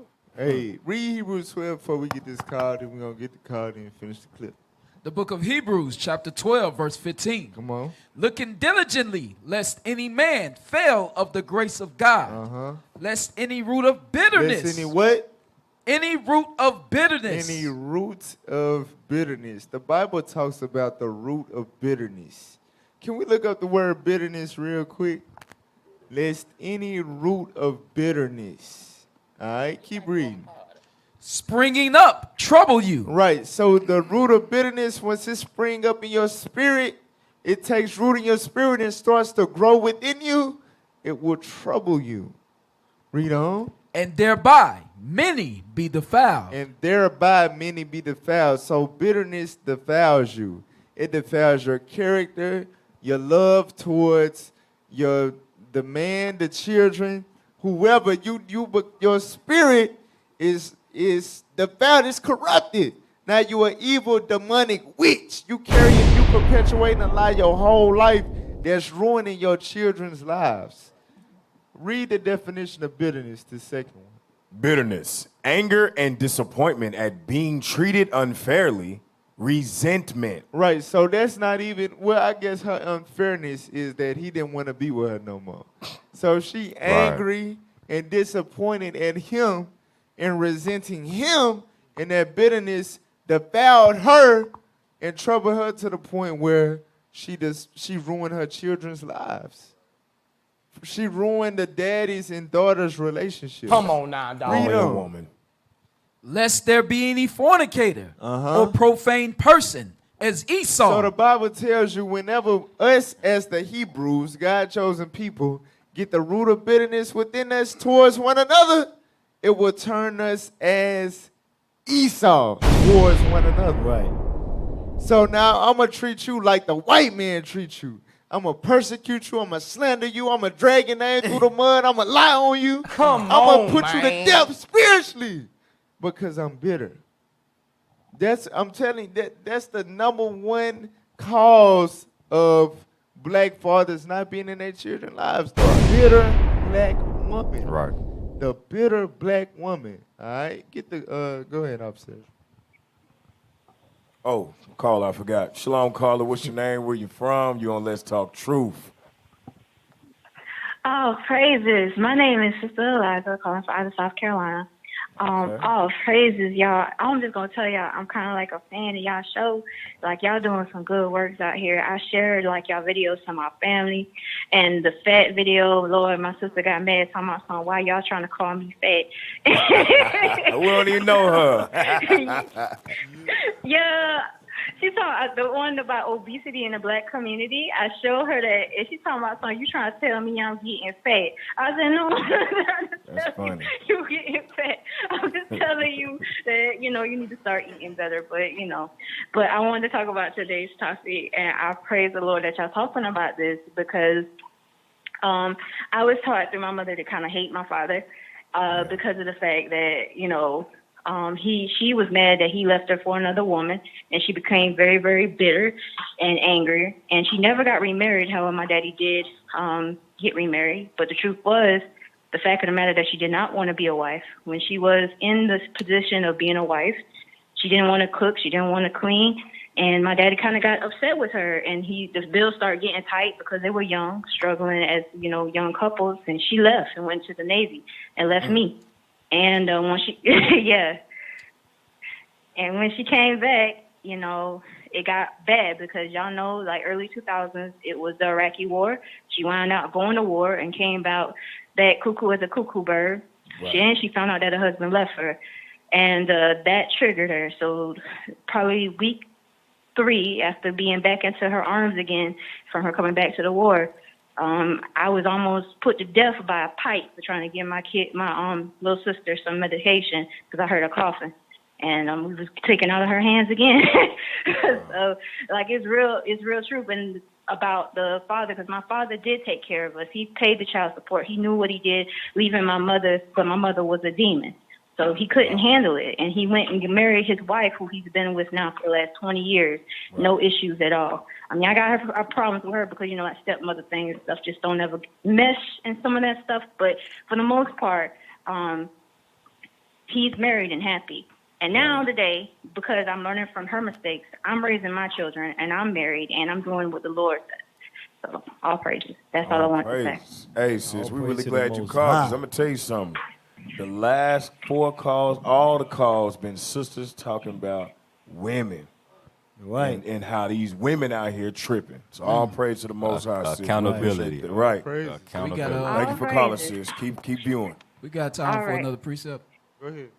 Get Sirach 26, verse 5, regarding the sister, whoever her name is, the liar. Sirach 26, verse 5. The book of Sirach, chapter 26 and verse 5. There be 3 things that my heart feareth. So this is what God says. There's 3 things that my mind feareth. Read on. And for the 4th, I was sore afraid.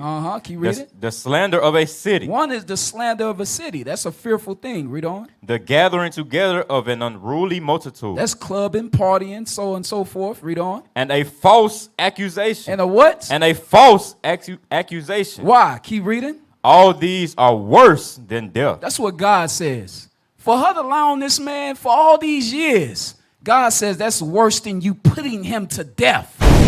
Because a good name, that lasts forever. Right. But if you ruin that man's reputation, what's gonna be hanging over his head all these years, even when it's cleared up? Some still in their mind. Yeah, I think he was touching his daughters. Yeah, this shoulder is right.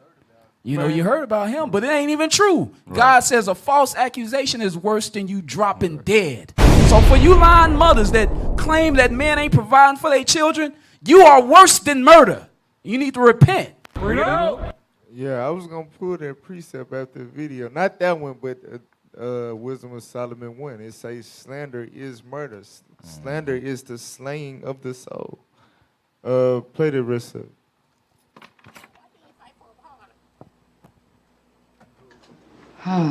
That would have made you not believe the lie you were telling. Miss Yvonne, you told the lie. It was a lie, and you told it. And you gotta own it. I'm sorry. I need you to say that you did not rape your girls. I need to hear it come out your mouth the way I've always heard it, Ma. I apologize for accusing you of raping them. Please forgive me. You don't have to forgive her. You don't have to. I cannot accept your apology because it's not sincere. Deep down, I know that you didn't believe that. You knew I had no sexual desires for my children. For 25 years, this thing has broken me.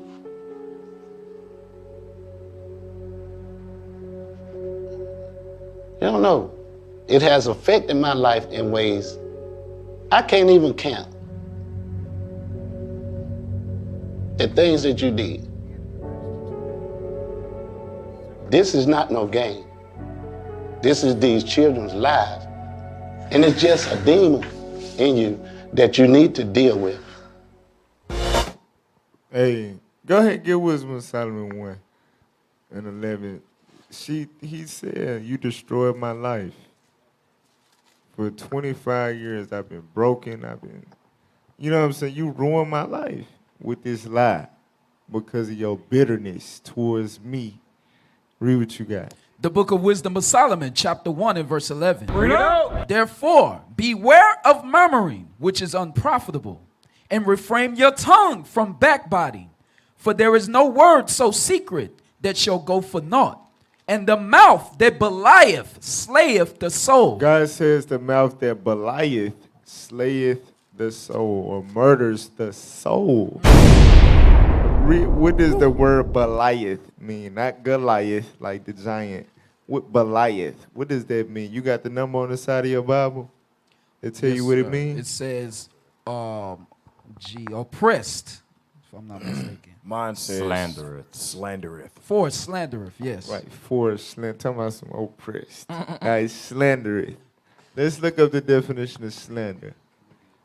Slander. So to tell your daughters when they too young to even know if it really happened to them or not, your daddy touched you. Your daddy raped you. He a pervert. And it was never true. Let's get the verb. Let's read both the noun and the verb. Slander. The action or crime of making... Action or what? Action or crime. Or what? Crime. Or what? Crime. So, the black woman crime is a damn criminal. Her need to be locked the hell up. But she need to get a 25-year sentence. She do, yeah. She That's do. She ruined that 25 years, ruined that man's life. Why did you lie? Look, 25. We need to make a petition, put her ass in jail. 25 years. For real. No, minimum. No. You see that? 25 to life. Right. That For messed up his real. life. Well, she did mess his life up. That's Keep big. going. Keep going. The action or crime of making a false spoken statement damaging to a person's reputation. Damaging to a person's reputation. She was a part. Like, it's just beyond him towards his daughters in the community. Everybody around them thought it was true. Right. Like you nasty, your daughter this whole life. Come on now, dog. But not only that, but she was partaking in a perpetuation of the narrative against our fathers. They perverts, they don't want to, you know what I'm saying? All of that, and it was all not damaging to his reputation, but to us as a race of people. For real, drop the arrow. Read synonyms for the noun of slander. Defamation. Hey, that's Defamation a crime, right? of character. Yes. Yep. Character assassination. Damn. Misrepresentation. That is murder. Yeah, It's murder. telling you slander is murder. Murder. Murder. Go ahead. Calumny. Libel. Scandal mongering. Malicious gossip. Muckracking. Smear campaigning. Disparagement. All right, now go to the verb definition now. The verb. Make false and damaging statements about someone. Make false and damaging state. Just think about the damage done. All of the lives damaged by her false accusation, her lie. Man, hey, read them synonyms. Defame. Defame someone's character. Blacken someone's name. Give someone a bad name. Give someone a what? A bad name. And you know what the Bible say? About your a good name? name is better than precious ointment. Right. That's right. A good name is very important. Es muy importante. But she gave him a bad name to his child, to the community, period. Right. Read them. Tell lies about. Speak ill, evil of. Drag through the mud, mire. Throw, sling, fling mud at. Sully someone's reputation. Libel. Smear. Run a smear campaign. She dragged that man's name through the mud, bro. She did. She did. That's right. That is a crime. She need to go to jail for that. God said, the mouth that slanders slayeth the soul. She is a murderer. She is guilty. She needs to go to prison, but they ain't gonna do nothing to the black woman. Yeah, black man, suck it up. Pull yourself up by your bootstraps. Get over it. Wow. Telling you, that's the plight of the black man. That's what we go through. I'm tired of this, man. Hey, it's a new breed of black men in the earth. You can take it out the screen. It's a new breed of black men in the earth, man. We ain't playing this no more. Right. You know what I'm saying? We ain't. For real, man. Hey. But all praise to the Most High God. So Lord's willing. We had more content than that, but Lord's willing, you know what I'm saying, y'all got edified and y'all got a deeper understanding of the war against the black father. It's real. But I know you might have been thinking, for some reason, black dudes just don't want to raise their kids. No, it's a whole lot of secret plots and popular persuasions and all that behind that. For real, I'm telling you. And one of the main ones was tapping into the mind of the black woman, making her think she's independent. She don't need the black man. We will kill him. We'll buck break him. We'll castrate him in front of you. He's nothing. He's weak. We won't give him a job, so he can't take care of you. You see what I'm saying? Right. Y'all don't understand. But still we rise, though. I'm telling you, y'all, you black women that's married to righteous black men that's in their child life and taking care of you and the kids every day, y'all need to praise that black man. That's right. He could have just gave the hell up and said, the hell with it. I'm telling you, we could have just tapped out.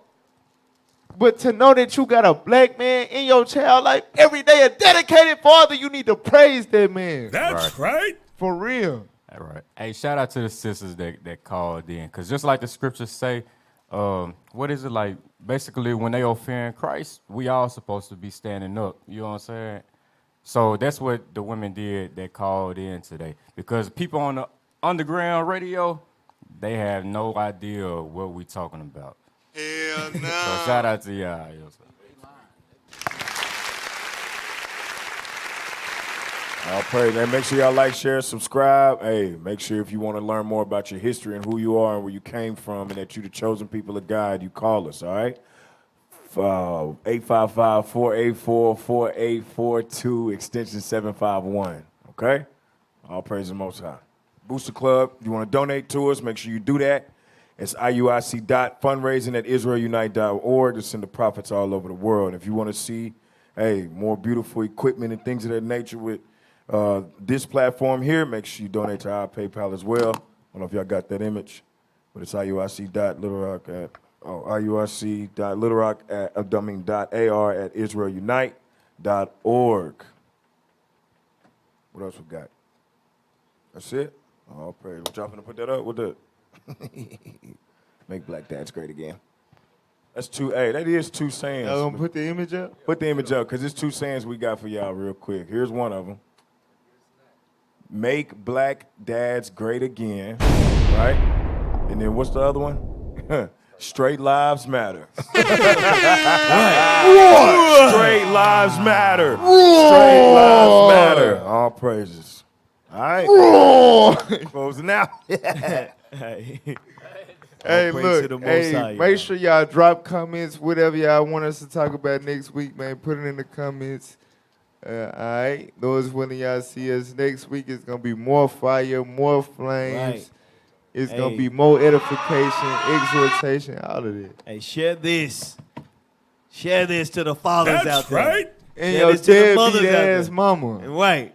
Share it. All praises. Most High Christ bless. Shalom. Shalom.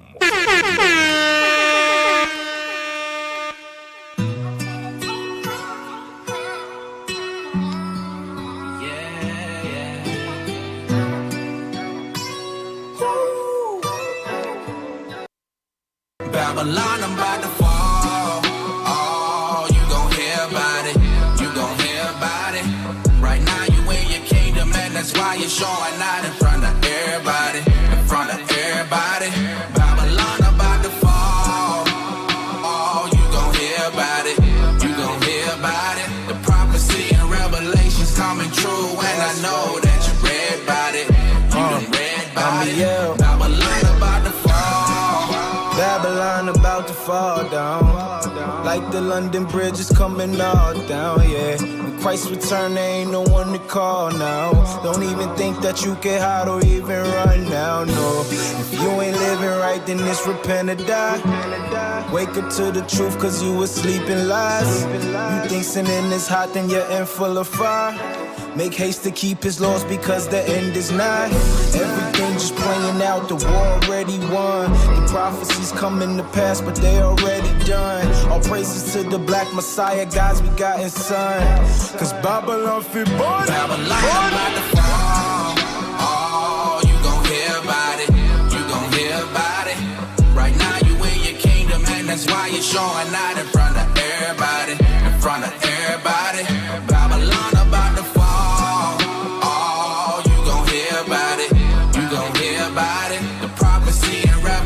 Coming true, and I know that you read about it. You done read princes and daughters. Prepare them dogs for the slaughter. For them who hung us and robbed us. For them who sold us and bought us. Who cut us off from our fathers. Praise the Lord for a judgment. I want them scorching and tortured. All praises, we've been waiting for them revelations. Them prophecies expose the wicked amongst all the nations. Who made the world drink up for wine of fornication. Your country, 'tis it, the mother of all abominations.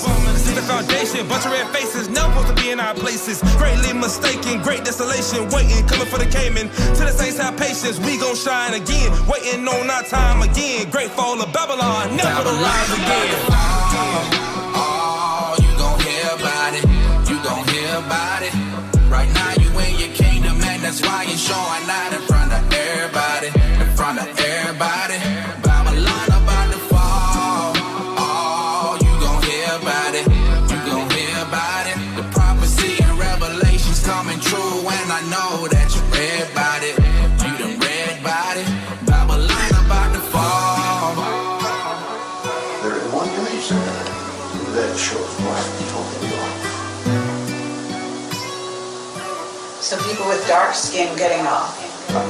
Black. Black skin. Black. Were they tall? Yes. Very tall. How tall? Do you know? Well, they got out the doorway. I don't know how high that is, but